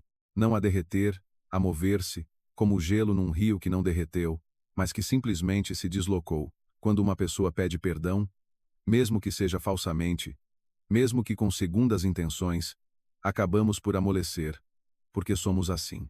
Queremos acreditar que as pessoas podem ser melhores. É a nossa principal fraqueza e a nossa principal força. E distinguir uma da outra é impossível, até ser tarde demais. O Francisco não aparecia há 2 semanas. A terceira mesa estava vazia. Dava por mim a olhar para a porta cada vez que a sineta tilintava, mas entravam outros. O Klaus com o seu jornal, as noivas depois dos penteados, turistas ocasionais. Ele não. Passei pelo seu salão 2 vezes. Fechado, na porta, uma placa. Fechado por motivos pessoais. Os clientes com marcação serão notificados. Fechado por motivos pessoais. 3 palavras por trás das quais pode estar tudo. Doença, uma viagem, a decisão de não voltar a um café onde há rosas de outro na mesa. Podia ter lhe ligado, tinha o número dele. Ele deixou para o caso de o cano verter. O cano não vertia. Vertia eu por dentro, gota a gota, como aquela torneira que ele arranjou. Mas não liguei, porque o que é que eu ia dizer? Francisco, vem, estou aqui confusa entre 2 homens e um caldo verde. Ajuda-me a resolver isto. Não, não podia. Vergonhoso, estúpido, impossível. O Gui propôs um encontro, não em casa, num restaurante. Território neutro, como ele disse. O psicólogo, pelos vistos, sugeriu. Eu aceitei. Não porque quisesse, mas porque não tive forças para recusar. Sabem, há um ponto em que a energia acaba, não a física, a da alma. Quando lutaste tantos meses, aguentaste, carregaste o café, a solidão, os medos, que já não te restam forças para mais um não. E dizes sim, não por vontade, mas por impotência. É o sim mais perigoso da vida. Encontramo-nos numa quinta-feira à noite, restaurante italiano na Friedrichstrasse. Velas, guardanapos, o empregado de avental. O Gui veio de fato, barbeado, cabelo cortado. Não no Francisco, claro, noutro qualquer. E pensei, até o corte de cabelo não é o mesmo. Um pormenor, mas nota-se, ele falou, de forma bonita, sobre o futuro, sobre querer uma família, filhos, sobre comprarmos uma casa no campo, cultivarmos rosas. Rosas? Outra vez rosas? Será que ele não conhece outras flores? Eu ouvia e sentia-me uma espectadora no teatro. A peça é boa, o ator esforça-se, mas já conheces o final, porque já viste a peça antes. E o final era um cabelo ruivo num colarinho branco. Mas não disse que não, disse que precisava de pensar mais um pouco. O Gui sorriu, satisfeito, confiante, como alguém que sabe que vai conseguir, e acompanhou-me até ao táxi. Beijou-me na bochecha. Os seus lábios estavam frios, lembro-me, frios como vidro. No táxi, olhava para as ruas de Berlim e pensava: o que estás a fazer, Margarida? Por que estás aqui? Por que te sentaste àquela mesa, comeste aquela massa, ouviste aquelas palavras? Tu sabes que é mentira, tu sentes, és uma mulher do Porto, tens uma bússola dentro de ti, e ela grita. Não é por aí, não é por aí. Estúpida. Dá a volta. Mas não dei a volta. Cheguei a casa, deitei-me, não dormi, olhei para o teto e ouvi o silêncio, alemão, estéril, arrumado, sem a torneira a pingar, o Francisco arranjou, sem o riso dele na cozinha, sem a melodia dos anos 90 que ele cantarolava, um silêncio que ensurdece. E no dia seguinte, ligou-me a Marina. A Marina é a mulher de um amigo do Gui, o Stefan. Antigamente, éramos amigos, casais, enquanto os casais existiram. A Marina, portuguesa de Viseu, casou com um alemão, conhece tudo e todos. A lista telefônica da cidade, de saias. A Marina ligou, e a sua voz era daquelas que as pessoas têm quando vão dizer uma maldade, mas consideram isso um ato de misericórdia. A Marina perguntou se era verdade que eu estava a sair novamente com o Gui. Respondi de forma evasiva. Falamos, vamos ver. A Marina ficou em silêncio, e depois disse: o Guilherme tem outra mulher, não a ruiva. Essa já se foi há muito tempo, uma nova, loira, 10 anos mais nova do que ele. Estão juntos há 4 meses. Ela vive com ele, naquele mesmo apartamento de 2 assoalhadas de que ele me deu metade no divórcio. Ou seja, na metade que restou. É com ela que ele vai a restaurantes, passa os fins de semana em casa da Inga. E a Inga, atenção, faz-lhe um bolo. Um bolo. A Inga, que em 3 anos nunca me fez uma bolacha, faz um bolo a esta loira. E ele voltou para mim, não porque me ame, nem porque tenha percebido, nem porque o psicólogo lhe tenha aberto os olhos, mas porque precisa do apartamento. Outra vez, o mesmo apartamento de 4 assoalhadas numa boa zona. A loira precisa de espaço. A Inga encontrou um novo advogado. O plano é simples. Voltar para a Margarida, restabelecer o casamento, e depois por dentro como marido, ter acesso ao apartamento, ou convencer-me a transferir, ou encontrar uma lacuna. A Inga calculava. A Inga sempre calculava. Eu estava sentada numa cadeira na minha cozinha, a segurar o telefone e a ouvir a Marina a falar, e sentia tudo a sair de mim. Não a raiva, não a dor, mas algo maior. A fé. A fé nas pessoas, nas palavras, no arrependimento, nas segundas oportunidades. Tudo isso escorreu de mim, como a água de um copo partido, em silêncio rápido, irreversivelmente. A Marina perguntou se estava tudo bem. Eu disse que sim. Agradeci, desliguei, pousei o telefone na mesa. Com cuidado, com o ecrã para cima, não para baixo. Eu não sou o Gui. Depois, levantei-me. Fui ao lixo e deitei fora o cartão do restaurante que o Gui me tinha metido na mão na noite anterior. Deitei fora as rosas. Estavam numa jarra há uma semana. Tinham murchado, as pétalas caíam. E na mesa havia pedaços vermelhos, como vestígios de um crime. Depois, sentei-me no chão, como daquela vez depois do divórcio. Só que daquela vez chorei. E agora não. Não havia lágrimas. Havia vazio. Um vazio enorme, retumbante, como uma sala vazia. 4 assoalhadas, tetos altos, janelas grandes e nem uma alma viva. O Francisco foi-se embora. O Gui revelou-se o mesmo Gui de sempre. O café está a ruir. O dinheiro está a acabar. A minha mãe está longe. A Catarina em Munique. Eu estou em Berlim. Sozinha, como um dedo. Como aquele ficus no parapeito da janela que ainda estava no apartamento com o Gui, e que eu trouxe comigo. Porque não se pode abandonar um ficus. Ele está vivo. Lá fora, chovia, outra vez uma chuva de Berlim, miúda, teimosa, como tudo nesta cidade. Os candeeiros ardiam a amarelo, e a sua luz a chuva parecia dourada, como se alguém estivesse a deitar do céu um pó brilhante e fino. Bonito, sem sentido. Eu estava sentada no chão e a pensar. É isto, o fundo do poço. Mais baixo não dá. Debaixo deste chão só há betão. E debaixo do betão, terra. E na terra, vermes. E até os vermes não vivem sozinhos. Em pares, em grupos, em companhias.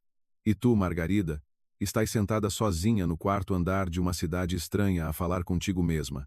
E depois pensei na minha mãe, em como ela estava na plataforma da estação, com o seu casaco azul, no botão que não coseu, na frase por via das dúvidas. A minha mãe sabia. A minha mãe sempre soube. Não do Gui, não do apartamento, da vida. Sobre o facto de a vida bater, de as pessoas mentirem, de as rosas murcharem, mas a minha mãe não se sentava no chão.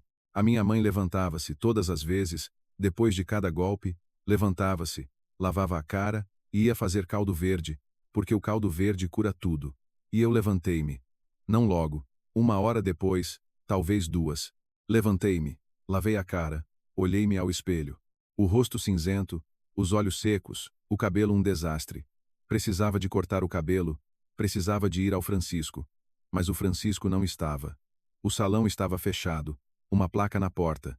E aí percebi, não com a cabeça, com aquele lugar que é mais fundo do que a cabeça, mais fundo do que o coração, algures na raiz, na base, onde começas tu. Percebi que o Francisco não era apenas o cabeleireiro da casa ao lado, não era apenas um colega de turma, não era apenas o homem que arranja torneiras e traz batatas.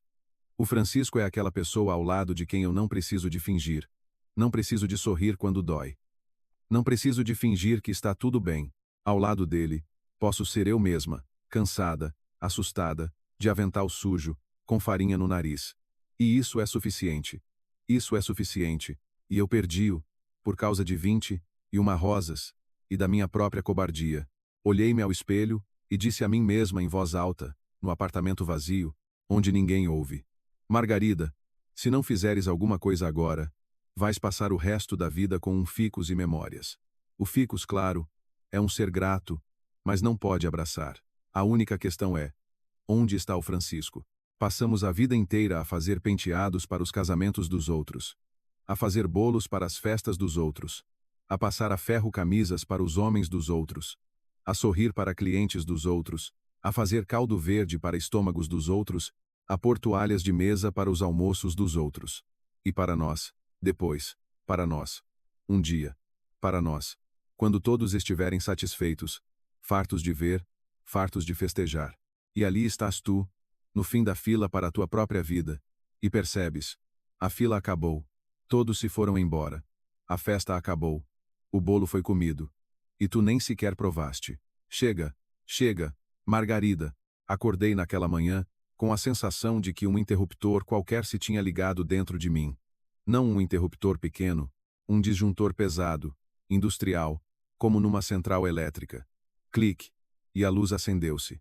Não por fora, por dentro, e nessa luz, vi tudo com uma clareza tal que me apeteceu chorar e correr ao mesmo tempo. Vi os meus 36 anos, cada ano como um degrau, e eu subia, agarrava-me, mordia esta vida estranha nesta cidade estranha, arrastava malas, panelas, créditos, as traições dos outros, as mentiras dos outros, as rosas dos outros. E nem uma vez em todos estes anos, eu parei e me perguntei: e o que é que eu quero? Não a minha mãe, não o Gui, não a Inga, não os clientes, não o senhorio, eu, a Margarida, a rapariga da Ribeira, que um dia sonhou com o rio e gelados, e recebeu Berlim e uma máquina de lavar louça. Eu quero o Francisco. É isso que eu quero. Simples, claro, como uma equação que a professora Palmira escreveria no quadro e rodearia a giz. Margarida mais Francisco igual a tudo que faz sentido. Sem parênteses, sem frações, sem incógnitas. Quero a sua voz na minha cozinha. As suas mãos que arranjam torneiras e fazem dos cabelos obras de arte. O seu riso que aquece a sala. O seu silêncio que não inquieta, mas acalma. Quero fazer rissóis com ele em novembro, e que haja farinha no seu nariz, e que os meus dedos estejam sobre os dele, e que eu não tire a mão. Não tirar? Estão a ouvir? Não tirar? Levantei-me, lavei a cara, vesti-me e fui para a Schillerstrasse. Rápido, quase a correr, como quem está atrasado para o comboio, embora ainda não houvesse comboio nenhum. Manhã de abril. O ar fresco, as árvores numa névoa verde, e Berlim parecia que tinha acabado de ser lavada e limpa com um pano. Limpa, molhada, transparente. O salão Antoine com um N estava fechado, as persianas corridas, o vaso com o gerânio no parapeito da janela, mas o gerânio estava seco, ninguém o regava. A placa na porta era a mesma. Fechado por motivos pessoais, só que agora as letras estavam desbotadas, e pessoais lia-se pesais, como se até a palavra estivesse cansada e tivesse perdido o meio. Espreitei pela janela, tapando a luz com as mãos. Por dentro, estava vazio. As cadeiras cobertas com capas, os espelhos baços, as prateleiras com os frascos no sítio, mas cobertas de pó. Como um museu, como uma sala de onde a vida se foi. Toquei a campainha da porta ao lado. Era uma papelaria. A dona, a Frau Berger, uma velhinha de óculos com uma corrente, conhecia toda a gente na rua. A Frau Berger abriu, olhou para mim, reconheceu-me. Comprava-lhe cadernos para o café, e disse que o rapaz se tinha ido embora. Quando? Há umas 3 semanas. Para onde? Ela não sabe. Veio, fechou o salão, meteu 2 malas no carro e foi-se embora. Pediu-lhe para tomar conta do gerânio. Mas a Frau Berger esqueceu-se, porque tem artrite e não está para flores. 2 malas. Como eu, quando saí de casa do Gui, 2 malas não são férias. São uma decisão. É um foi-se embora. Saí para a rua e fiquei em frente ao salão fechado, e o vento despenteava-me o cabelo. E pensei: é isto. Chegaste tarde. Estiveste sentada à mesa com o Guilherme, a comer massa e a ouvir falar de rosas. E enquanto isso, o Francisco fazia as malas. Escolheste o familiar, e o verdadeiro partiu sem ti. Porque não o seguraste, porque não estendeste a mão, porque és uma cobarde. Margarida, uma cobarde, e nenhum sangue portuense te salvará se te traíres a ti mesma. Mas as mulheres do Porto não desistem. Não sabemos. Não nos ensinaram a desistir. Ensinaram-nos a procurar, a negociar, a desenrascar-nos, a encontrar uma saída onde não há. E comecei a procurar. Primeiro, o telefone. Marquei o número dele, aquele para o caso do cano. Toques. 1, 2, 3, 4. Atendedor de chamadas. A voz do Francisco, quente, calma, com aquele portuense. Ligou para o Francisco. Deixe mensagem. Não deixei. O que se diz a um atendedor de chamadas? Francisco, é a Margarida. Fui uma idiota. Volta. Não é uma mensagem que se deixe num atendedor de chamadas. É uma mensagem que se grita na cara, segurando a pessoa pelas mãos para não fugir. Depois a internet. Procurei-o nas redes sociais. Encontrei uma página, fotografias de penteados, noivas, comentários. A última publicação há 3 semanas. Salão temporariamente fechado. Obrigado a todos os clientes pela confiança. Até breve. Até breve. Onde? Quando? Com quem? Escrevi-lhe uma mensagem privada. Curta. Francisco, é a Margarida. Preciso de falar. A mensagem foi enviada. Lida. Sem resposta. Lida e sem resposta é pior do que não lida. Não lida pode não ter visto. Lida e sem resposta, viu e decidiu não responder. Então fui mais fundo. Chats de portuenses, grupos de conterrâneos na Alemanha, fóruns de emigrantes. Nós, portuenses, somos um povo de rede. Encontramo-nos em todo o lado, como cogumelos depois da chuva. Escrevi num chat do qual já tinha feito parte. Procuro o Francisco Rebelo, cabeleireiro. Estava em Berlim. Alguém sabe onde ele está? A resposta chegou 1 hora depois. Escreveu uma tal Lena de Bremen. O Francisco, o dos casamentos? Ele está agora num cruzeiro, em Hamburgo. Um navio de cruzeiro, a cortar o cabelo aos passageiros. Uma amiga minha contou-me, cortou o cabelo com ele mesmo a bordo. Hamburgo. Navio de cruzeiro. O Francisco a cortar o cabelo aos passageiros em alto mar. Li esta mensagem 3 vezes. E de cada vez, algo crescia dentro de mim. Como massa com fermento, quente, vivo, imparável. Ele não desapareceu. Não se evaporou. Está em Hamburgo. 4 horas de comboio. 4 horas não é o fim do mundo. Nem sequer é o fim da Alemanha. É uma distância que se pode percorrer se tivermos a coragem de comprar um bilhete. Comprei o bilhete online, pelo telemóvel, no meio da cozinha, de chinelos e hobby. O comboio era às 6 da manhã, 5 horas até a partida. Liguei ao Klaus. Sim, aquele mesmo engenheiro alemão, o meu cliente mais fiel. E pedi-lhe para tomar conta do café, abrir, ligar o fogão, o caldo verde está no frigorífico, aquecer e servir. O Klaus ficou em silêncio por um segundo e disse em alemão que era engenheiro, não cozinheiro. Mas por mim tudo bem, e perguntou se estava tudo em ordem. Eu disse que tudo ia ficar em ordem. Pela primeira vez em muito tempo, eu mesma acreditava nisso. O comboio partiu às 6h03.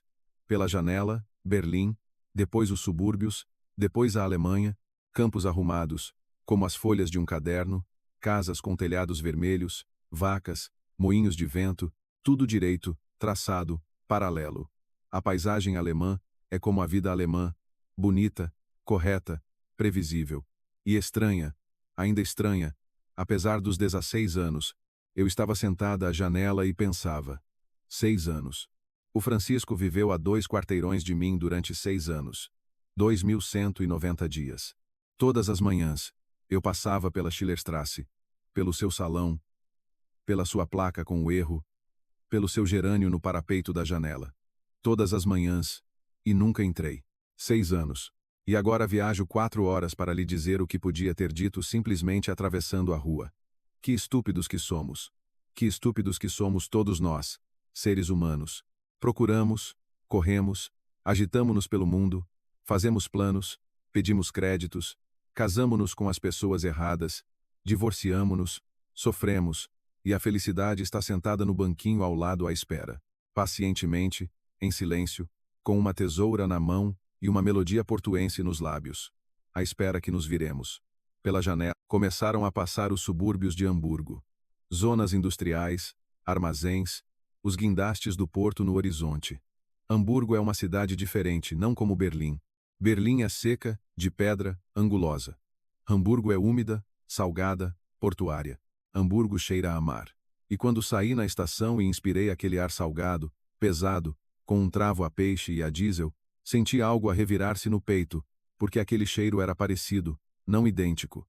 Parecido. Porto, Rio, casa, só que mais frio e sem a tia Rosa na varanda. Apanhei um táxi para o porto. O motorista era turco, alegre, a rádio tocava algo oriental.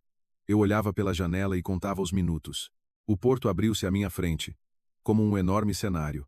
Guindastes, contentores, navios, gaivotas, e no meio de tudo aquilo, um navio de cruzeiro, branco, enorme, com filas de janelas redondas, e uma inscrição no casco que não memorizei. Um monstro de 15 andares, uma cidade flutuante, e algures lá dentro, o meu colega de turma com as suas tesouras. Aproximei-me da prancha de embarque. O segurança perguntou se eu tinha bilhete. Não tinha bilhete. Disse que precisava de encontrar uma pessoa. O segurança, um rapaz novo, educado, respondeu que sem bilhete não podia ser. Fiquei em frente a ele e senti todo o meu temperamento portuense a subir, como a massa a sair da panela. Mais um segundo e transbordaria por todo o lado. Mas contive-me. Perguntei se podia deixar um bilhete. O segurança encolheu os ombros e disse que os passageiros sairiam para a terra dentro de 1 hora. Uma pausa antes da próxima viagem. 1 hora. Posso esperar 1 hora.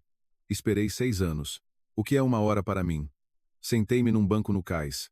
O vento do mar, forte, frio, primaveril. As gaivotas grasnavam como se estivessem numa reunião de sindicato. A água do porto, cinzenta, oleosa, balouçava pesadamente e preguiçosamente, não como no porto. No porto, o mar é vivo, azul, alegre. Aqui é do norte, sério, como a Frau Schmidt antes do penteado. Passou 1 hora. Pela prancha de embarque começaram a descer pessoas, turistas, casais idosos, famílias com crianças. Eu estava no cais e olhava para cada rosto. Não, não, não, não é ele, não é ele. E então vi-o, não na prancha, mais à esquerda, junto à amurada, no convés inferior, onde havia uma área aberta, estava uma cadeira normal, trazida para o convés, e na cadeira estava sentada uma mulher loira, de cachecol. O vento despenteava-lhe o cabelo, e ao lado estava o Francisco com as suas tesouras. Ele estava a cortar-lhe a franja, mesmo ao vento. Mesmo ao vento, no convés de um navio de cruzeiro com vista para o porto de Hamburgo. As tesouras brilhavam ao sol, os dedos voavam, e ele dizia algo à mulher, e ela ria-se, e o vento levava os cabelos cortados para o mar. Era ele, o meu Francisco, aquele mesmo rapaz da terceira fila que desenhava penteados em vez de equações, que me arranjou a torneira e me trouxe batatas, que se foi embora em silêncio quando viu as rosas na mesa. Ele estava ali, em cima no convés, entre o céu e o mar, com uma tesoura na mão, a fazer o que sabia fazer melhor no mundo, a tornar as pessoas bonitas. Gritei de baixo, do cais, gritei o seu nome. O vento pegou no som, levou-o. O Francisco parou, baixou as tesouras, olhou para baixo e viu-me. Eu estava no cais, despenteada, com o casaco aberto, a mala a tiracolo. Não uma noiva, não uma beleza. Não uma imagem de revista. Uma mulher normal, 36 anos, emigrante, dona de um café de 12 mesas, que viajou 4 horas de comboio para dizer 3 palavras a um cabeleireiro. Ele olhou para mim de cima, em silêncio. As tesouras numa mão, o pente na outra. O vento despenteava-lhe o cabelo. As gaivotas grasnavam. O navio balouçava. E entre nós, 15 metros de ar. O cheiro a mar, e 6 anos que passamos a andar um ao lado do outro. E depois, ele sorriu. Em silêncio, apenas com os cantos dos lábios, como na escola, quando a professora Palmira lhe dava nota negativa, e ele não se zangava, porque sabia que seria quem seria. E eu percebi que não precisaria das 3 palavras. Ele sabe tudo. Ele sabia desde o início. Sabem. Há palavras que preparamos a vida inteira. Ensaiamos na cabeça, dizemos em silêncio na alma, dobramos como massa, amassamos, estendemos, refazemos. E quando chega o momento, quando estamos em frente à pessoa e é preciso dizer, todas essas palavras desaparecem, voam como os cabelos cortados ao vento, e ficas tu, simplesmente tu, sem palavras, sem ensaios, sem guião, apenas com os olhos, nos quais está escrito tudo o que não conseguiste dizer. O Francisco desceu pela prancha de embarque 10 minutos depois. Eu estava no cais e contava cada segundo. 600 segundos. 600 batidas de coração. Ele saiu, de casaco preto. As tesouras saíam do bolso do peito, como sempre, e caminhava na minha direção pelo cais, e as gaivotas grasnavam, e o navio apitava, e o vento de Hamburgo cheirava a mar e a diesel. E apetecia-me correr ao seu encontro e fugir ao mesmo tempo, mas as pernas não se mexiam, presas ao betão, como aquele ficus ao vaso. Ele parou a 2 passos. 2 passos é a distância de um braço estendido. Uma distância que se pode percorrer em meio segundo ou não se percorrer em 6 anos. Ele ficou em silêncio, a olhar para mim, e nos seus olhos, castanhos, quentes, com aquelas faíscas que eu me lembrava desde a escola, não vi raiva, nem mágoa, nem reprovação. Vi cansaço. O mesmo cansaço que havia em mim. O cansaço de quem esperou demasiado tempo, ficou em silêncio demasiado tempo, fingiu demasiado tempo que não se importava. Fui a primeira a falar. Não com as palavras que tinha preparado, com outras, aquelas que saíram sozinhas, como a massa da panela quando nos esquecemos de baixar o lume. Disse que ele era um idiota, que ir embora sem dizer uma palavra era estúpido, que fechar o salão e fugir para um navio era cobardia, que deixar o gerânio com a Frau Berger, que tem artrite, era irresponsabilidade. E que ele secou, o gerânio, não a Frau Berger. Embora a Frau Berger também não parecesse muito bem. Ele ouviu em silêncio, como na escola, quando a professora Palmira o repreendia. E depois calei-me, porque me faltou o ar, não nos pulmões, mas na alma. Exalei tudo e fiquei em frente a ele, vazia, como uma panela depois do almoço.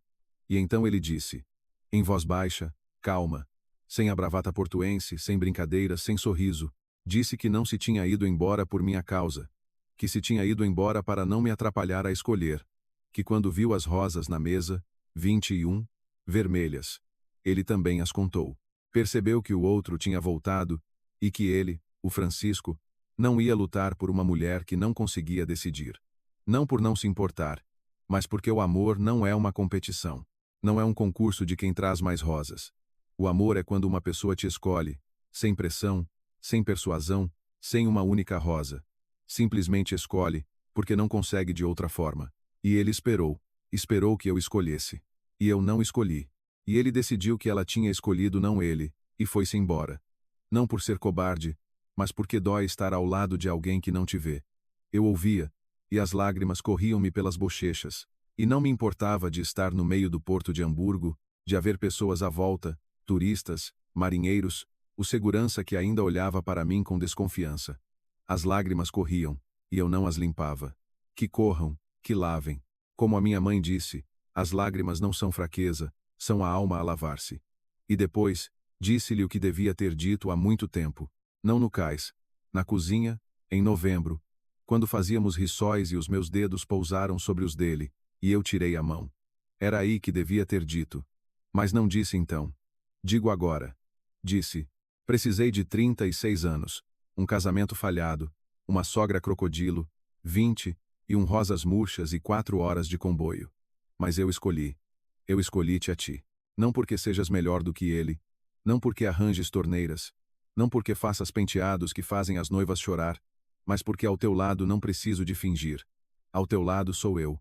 Sou eu, a Margarida da Ribeira, de avental sujo, com farinha no nariz. E para ti isso é suficiente. E para mim, tu és suficiente. Ele ficou em silêncio, a olhar para mim. O vento despenteava-lhe o cabelo. E eu vi como o seu rosto, lentamente, como o amanhecer. Não um flash, mas um amanhecer. Gradual, suave. Começou a iluminar-se. A ruga entre as sobrancelhas alisou-se. Os cantos dos lábios tremeram. E ele sorriu. Não em silêncio. Não apenas com os cantos, como no convés, mas largamente, abertamente. Como um miúdo que teve a primeira nota máxima do período, ele deu um passo. Aquele que ambos temíamos. E abraçou-me, com força, em silêncio, de tal forma que eu encostei o rosto ao seu casaco e senti o cheiro da colônia, aquela mesma, quente, amadeirada, e por baixo, o mar, o shampoo e algo mais, algo inominável, o que cheira a casa. Não um apartamento, não 4 assoalhadas com tetos altos, mas uma casa verdadeira, daquelas que não são feitas de paredes, mas de mãos. Estávamos no cais, e o vento soprava, e as gaivotas grasnavam, e o navio apitava. E todo o porto de Hamburgo vivia a sua vida, e não queria saber de 2 portuenses abraçados junto à prancha de embarque. E eu não queria saber do Porto, de Berlim, do Guilherme, da Inga, do mundo inteiro, porque o mundo estava ali, naquelas mãos, naquele cheiro, naquela respiração no topo da minha cabeça. Voltamos para Berlim 2 dias depois. Juntos. No comboio, durante 4 horas, ele sentou-se à janela, eu ao seu lado, e falamos de tudo. Da escola, do Porto, da minha mãe, do café, do gerânio que precisava de ser ressuscitado, da torneira que tinha voltado a pingar. Sem a sua supervisão, tudo se desmorona, até a canalização. Rimos muito, alto, de tal forma que os vizinhos de vagão se viravam, e um casal de idosos alemães do outro lado do corredor sorria, porque o riso é igual em todas as línguas.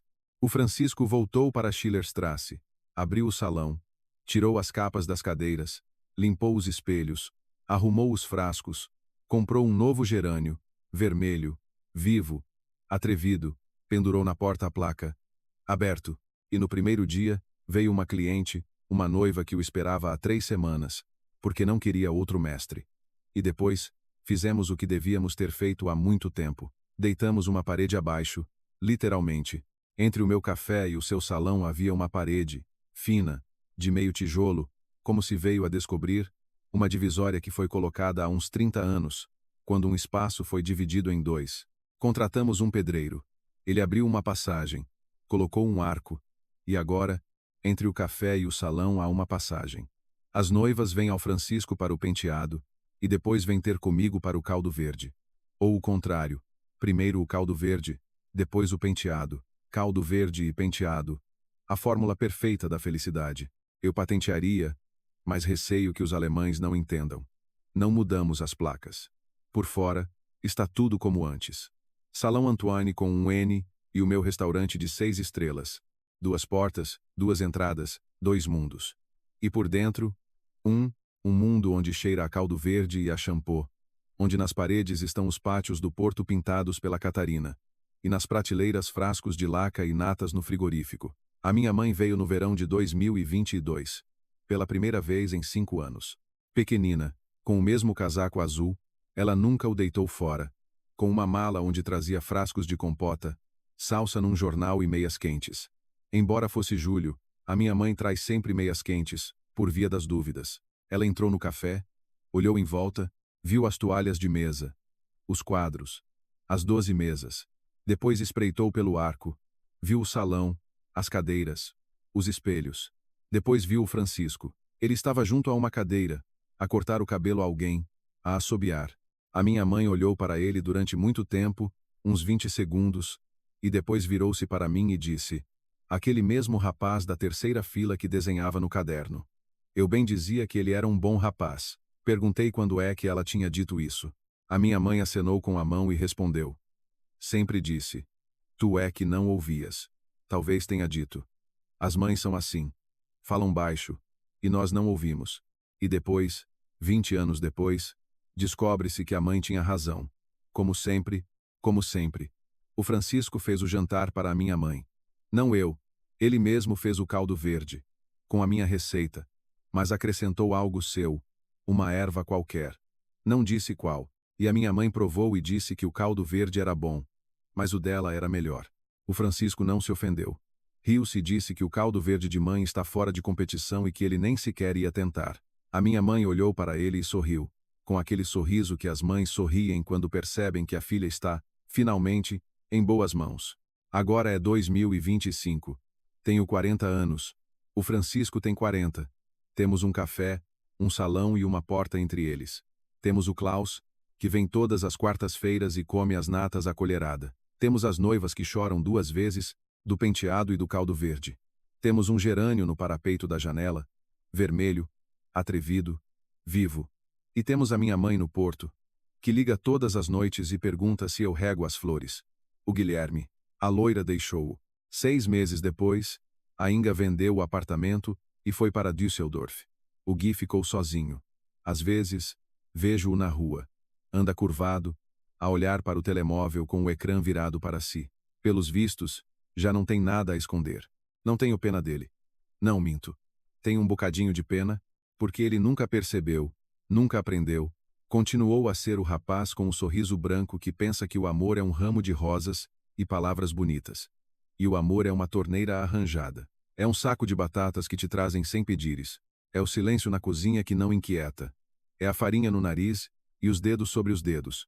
É simplesmente estar ao lado, todos os dias sem fanfarras. E agora, ouçam-me. Não sou um velho.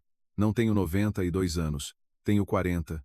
E ainda, graças a Deus, estou em forma. Mas vou dizer-vos o que percebi ao longo destes anos, destes casamentos, destas malas e comboios.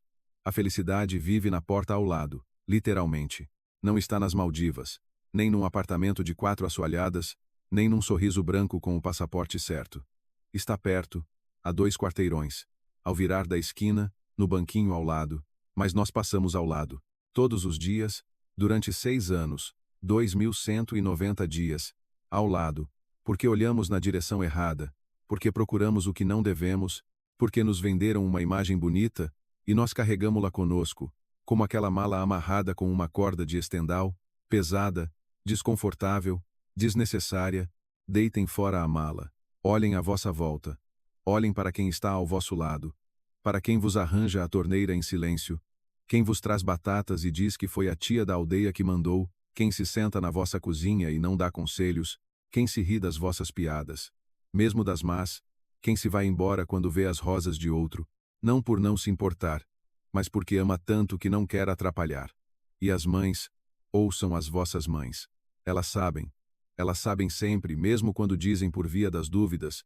Não é paranoia, é sabedoria. É um colete à prova de balas cozido com amor. A minha mãe registrou o apartamento em nome dela e salvou-me a vida, não de uma bomba, mas da estupidez.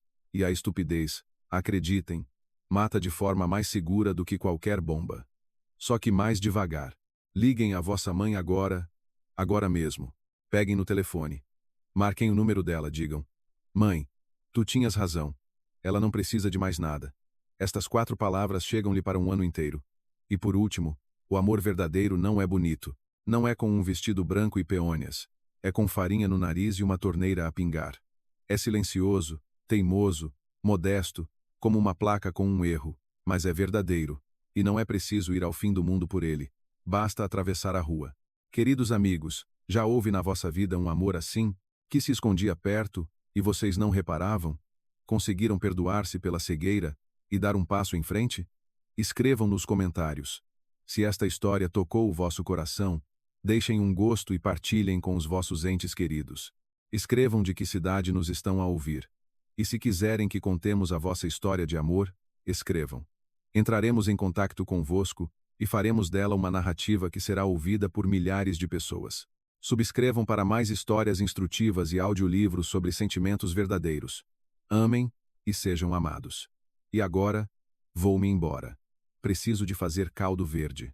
O Francisco vai acabar o corte em breve e virá almoçar. Terceira mesa, junto à janela, pontualmente às 12, como sempre.